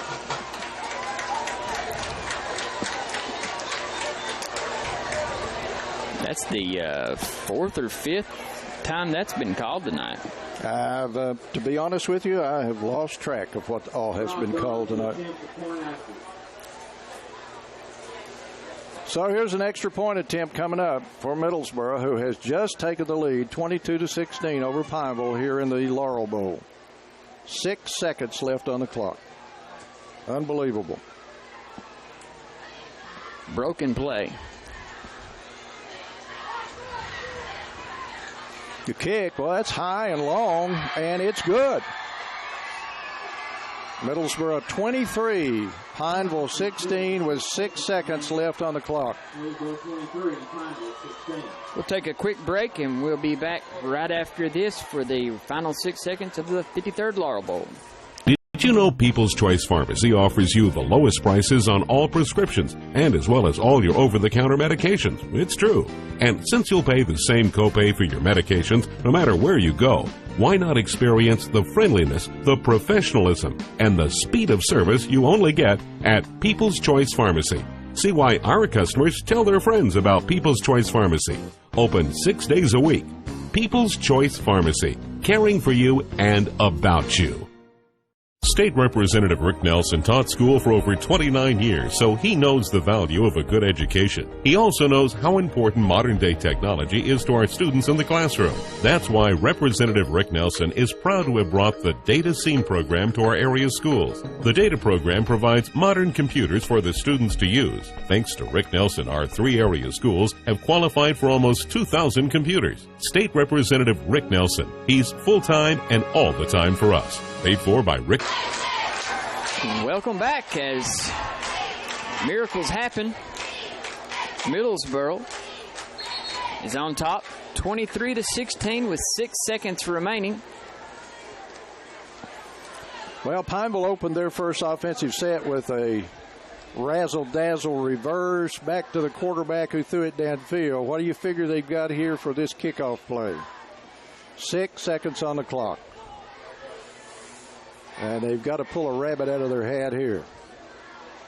Looks like a little confusion on Pineville's part here, but I'd say this will be nothing short of razzle-dazzle if it's possible.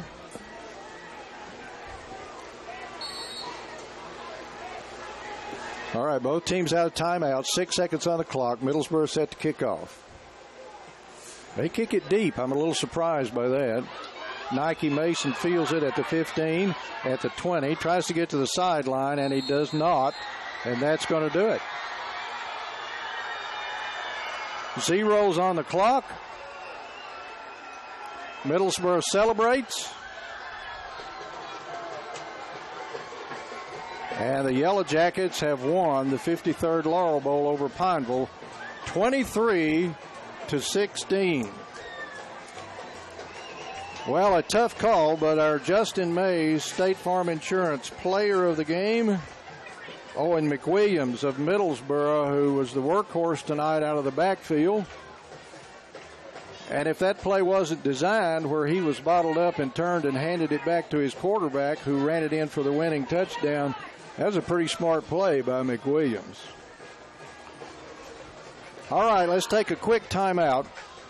We'll be back with our Palancho's post-game show after telling you Middlesboro has won the 53rd Laurel Bowl over Pineville 23-16. We'll be right back. To Mexico and enjoy the best Mexican food at Palancho's. You'll enjoy our colorful decor all in a relaxing atmosphere. With a full menu, Palancho's can serve any occasion, whether it be a party of 2 or a large group of 10. Our food is cooked to perfection. We offer daily specials including all-you-can-eat fajitas. On Wednesdays and Sundays, kids under 12 eat free. And you'll always be surrounded by friendly, courteous service. Enjoy a hot Mexican meal with us today. Palancho's, Highway 25E, Middlesboro. State Representative Rick Nelson taught school for over 29 years, so he knows the value of a good education. He also knows how important modern-day technology is to our students in the classroom. That's why Representative Rick Nelson is proud to have brought the Data Scene program to our area schools. The Data program provides modern computers for the students to use. Thanks to Rick Nelson, our 3 area schools have qualified for almost 2,000 computers. State Representative Rick Nelson. He's full-time and all the time for us. Paid for by Rick Nelson. Why you can trust John's Tire Discount? I always stop at John's Tire Discount for good prices, good, excellent service. Been coming here for 20 years. You're watching the awards presentation, John. Now the Laurel Bowl MVPs for each team being introduced right now. McWilliams of Middlesboro on offense, and Tucker Woolham of Pineville for them. Athletic Director J.D. Strange of Pineville handing out the award. Defensive Player of the Game from Middlesboro, Brandon Helton. Defensive Player of the Game for Middlesboro, Brandon Helton.